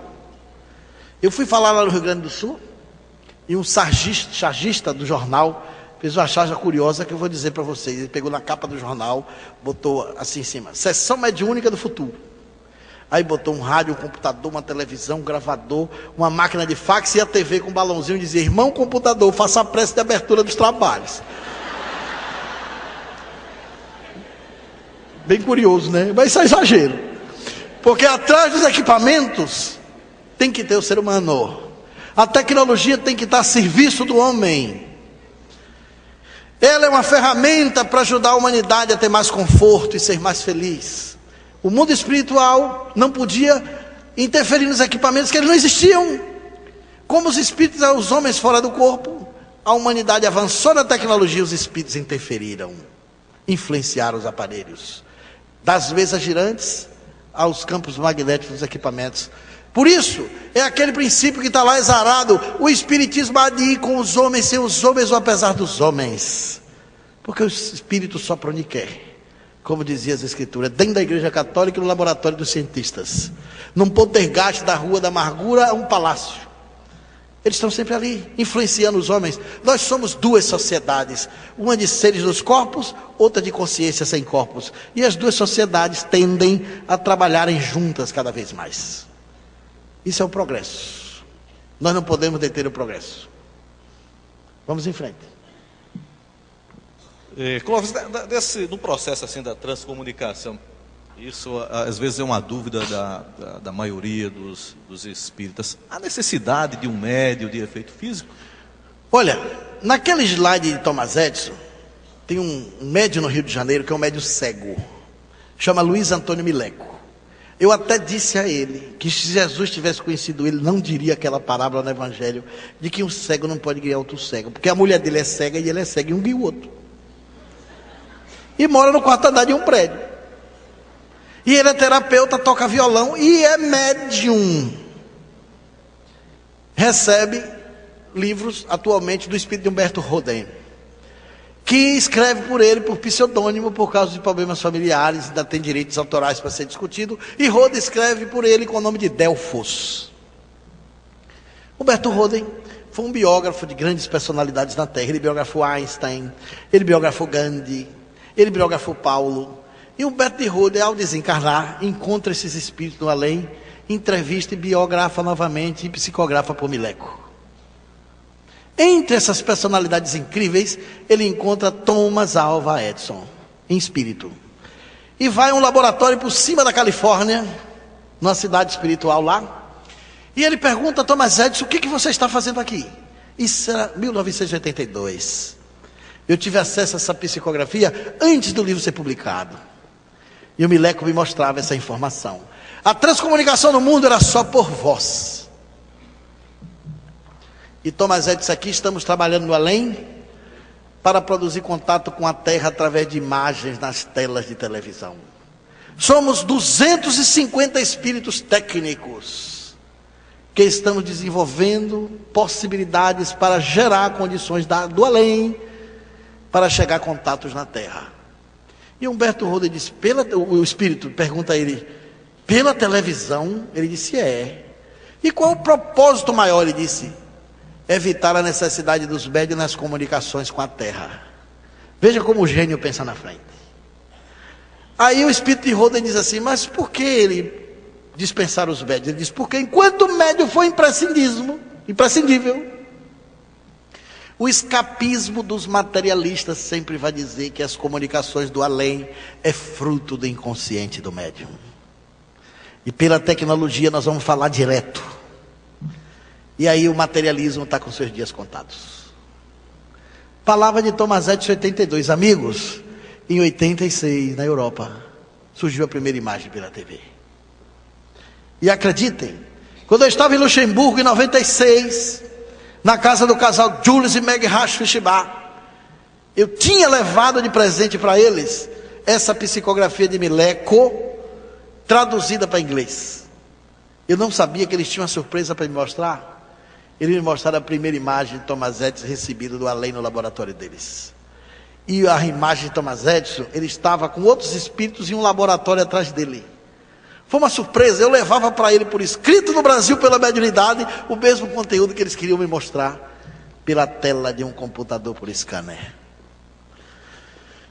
Do Brasil, a psicografia mediúnica de Mileco antecipou os resultados 4 anos depois na Europa. Então vejam, a tendência é nós entendermos que o além tem tecnologia. O campo magnético de um equipamento é sensibilíssimo. E o espírito pode atuar por tecnologias do além, as tecnologias da Terra. Então o que eles podem fazer? Existe zooplasmia, que é o ectoplasma que vem dos animais. Existe a fitoplasmia, que é ectoplasma que vem dos vegetais. Existe a ectoplasmia, que é ectoplasma que vem dos homens. Os espíritos podem pegar alguns contêinerzinhos de ectoplasma, utilizar isso e fazer contato direto via tecnológica das transmissoras do além com dos equipamentos da Terra. As estações do além hoje são nominadas. Os próprios espíritos dizem o nome das estações que estão transmitindo. Na Europa, a estação que transmite para a Alemanha chama-se Estação Central. A estação que transmite para os Estados Unidos chama-se Estação Lifeline, ou Linha da Vida. E a estação que transmite para Luxemburgo é uma estação chamada Zeitstrom, que quer dizer fluxo do tempo. A Itália tem várias estações do além nominadas. E aqui eles disseram para nós que tem um grupo lá numa estação de Luxemburgo, que tem uma estação chamada Landel de Moura, com espíritos brasileiros e portugueses para transmitir para os espíritas do Brasil ou qualquer transcomunicador que queira fazer contato. Então tem tecnologia no além. Vocês lembram de Nosso Lar, que o Marcelo falou, que foi dos anos 40? Que eu também acredito nisso. Com muita lucidez ele falou, nosso lar não é mais aquele. Aquele nosso lar é BNH para espírito pobre. Hoje deve ter um nosso lar muito mais fantástico. Porque aqui na Terra a gente já fez esteiras rolantes nos aeroportos. Lá deve ter estrada rolante para levar espírito combalido do umbral para os departamentos de socorro. Eu até acredito que muita gente que diz que vê disco voador são veículos do mundo espiritual, porque nos anos 40 tinha um aeróbus que andava a 400 km por hora volantando sobre a Terra. Aqui a gente já fez o trem-bala, que vai por cima dos trilhos num campo magnético a 250 km por hora. Eu peguei vários no Japão. Então esses veículos que a pessoa diz que é disco voador, pode ser veículo das colônias espirituais, que a gente fica pensando que é de outra galáxia, é daqui mesmo. Por isso que tem poucas pessoas que veem, outros não veem, alguns veem, outros não veem. Tudo evolui, amigos. Então o que acontece? Nosso lar nos anos 40, quando não tinha TV na Terra, já era cercada por circuito de TV. A colônia era toda tecnológica, muito tempo na frente. E eu botei a capa do livro porque Chico Xavier relata na psicografia de André Luiz que um rapaz estava reencarnado na Terra, no culto na casa de Laura. Ele é evocado, sai do corpo e entra no aparelho e se comunica lá e dá mensagem. Ele é evocado por canções, por música, com poesia bonita. Dá a mensagem e volta para o corpo. Isso já era tecnologia de alta ponta. Do livro No Mundo Maior, André Luiz relata os aparelhos, quando um palestrante faz a palestra, ele tinha um controle que colocava por trás do rosto e as imagens eram projetadas vivas na tela. Já era comunicação virtual de alta resolução. No livro Memória de um Suicida, de Ivone Pereira, do Espírito Charles, tem laboratórios para tirar as imagens fixas da mente do suicida, com equipamentos eletrônicos de altíssimas potencialidades. Gente, isso era nos anos 40, imagina hoje como era além. Deve ter tecnologia para assombrar a gente aqui na Terra. Então, aqui os nossos aparelhos são só receptores dessas coisas maravilhosas que tem lá. Eu sei que é meio complicado a gente viver numa época que seu telefone toca, você atende um alô além. É meio assombrado. Nenhum espírita viveu para acreditar nisso. Mas acredita, eu quero dar aqui uma informação. Depois das minhas palestras, é comum vocês receberem telefonemas estranhos. Não é que eu tenha poder nenhum, eu vou esclarecer. Eu soube disso, o espírito veio me agradecer na Europa, na transcomunicação lá com o Dr. Senkowski, na casa de Adolfo Holmes. Ele disse assim: as vozes do além estão muito felizes com o seu trabalho, porque você convence as pessoas a se encorajar a receber contatos. Os espíritos tentaram ligar para a casa de muita gente, mas você atende. Sabe o que é que você faz? Se o espírito cair na besteira de dizer que é ele o morto, você xinga a mãe do cara, diz que é trote e bate o telefone. E se o telefone tiver um ruídozinho estranho, você fala assim: tá mudo, é? Não vai falar não? Dá logo uma má educação, desliga o telefone. Então os espíritos nem se arriscavam. Aí ele disse que depois das minhas palestras, eles podem ligar que muita gente espera e atende. Então, se o seu telefone tocar, tenha paciência. Deixa o ruído. Não tenha medo. Pode ser um alô do além. O único perigo é se a voz disser: você está escalado para o próximo telefonema. Aí é que é perigoso. Mas se for uma mensagem de conforto, é uma bênção. Eu recebi vários telefonemas, um na minha casa, 2h15 da manhã.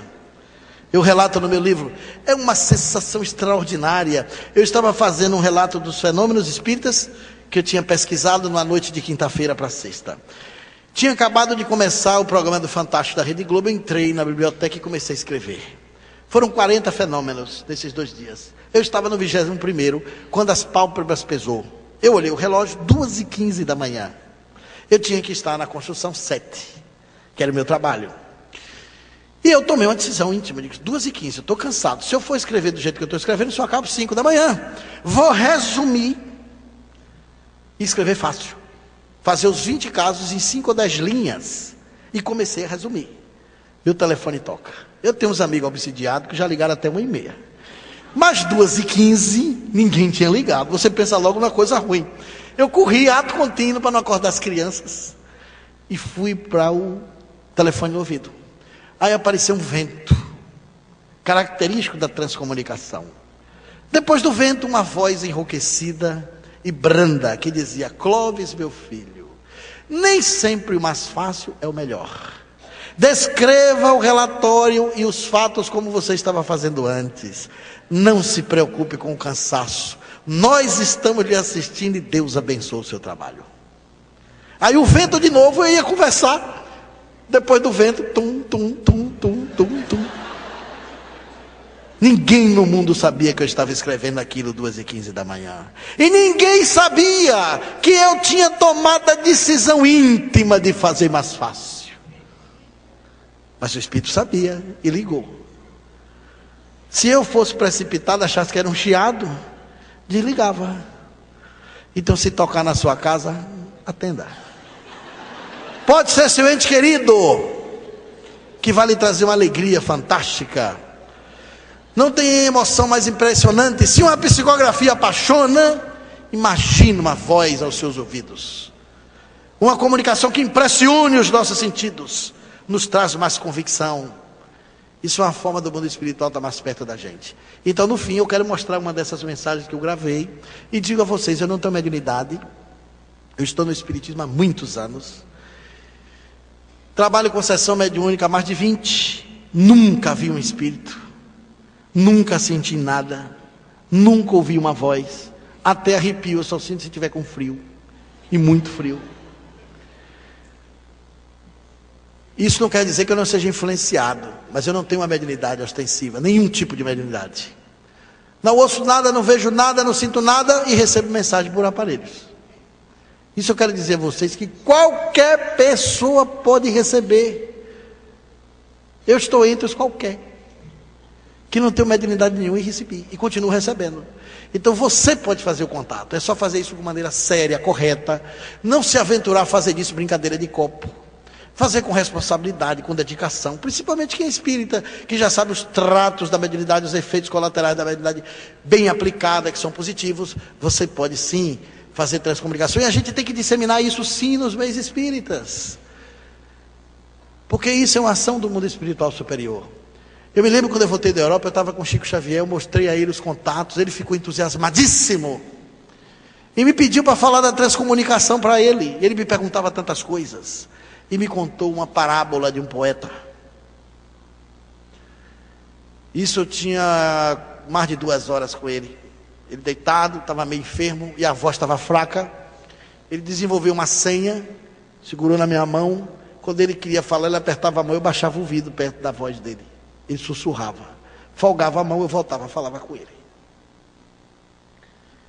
E ele apertou minha mão de uma forma bem forte. Eu voltei lá o ouvido, depois que eu falei da TCI, das pesquisas, da minha 3ª viagem de volta. Ele disse para mim, isso me faz lembrar a história de um poeta árabe que foi exilado dos seus amigos porque pensavam que o poeta era falso. Acreditavam que o poeta mentia. Depois de muitos anos descobriram que o poeta era legítimo e que a autoria das poesias lhe pertencia.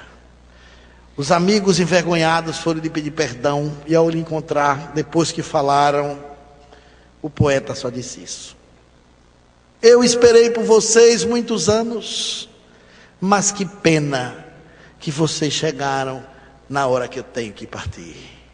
estava perto da morte. O Chico fez um silêncio. Quando eu li, ele estava chorando. Como ninguém é de ferro, eu chorei com ele ali, porque eu entendi que o poeta era ele.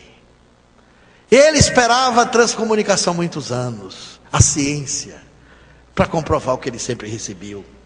Porque Chico Xavier foi o primeiro médico que enfrentou o ceticismo do século XX. Acusaram ele de charlatão, de mentiroso, de que tudo era ele que fazia, para se beneficiar, para se locupletar de notoriedade. Ele no silêncio, esperou tanto isso. Ele era o poeta exilado que se sentia sozinho, abandonado da ciência no mundo. Que trabalho científico fizeram com Chico Xavier? Um desperdício no século. A maior antena paranormal do século XX. Nenhum trabalho científico de profundidade foi feito. A transcomunicação fez Chico Xavier chorar, de emoção. E ele disse: meu filho, não vai demorar muito tempo para o mundo pensar como nós. Aí ele sorriu. No outro dia de manhã eu fui gravar um tape com ele, pedi para ele repetir a parábola. Ele repetiu, chorou de novo e eu gravei. Eu tenho essa pérola em minha mão.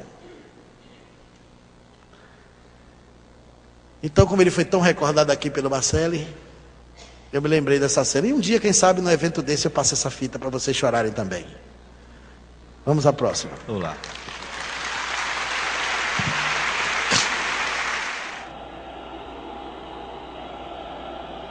Antes da minha voz.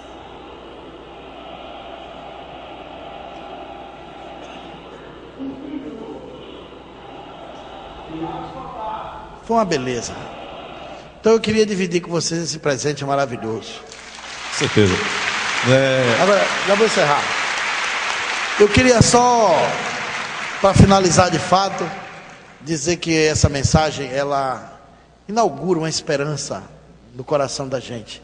Tudo aquilo que os médiuns sempre disseram em tanto tempo de doutrina espírita, com tantas psicografias fantásticas, pode agora ser legitimado pelos nossos sentidos, pelos nossos ouvidos.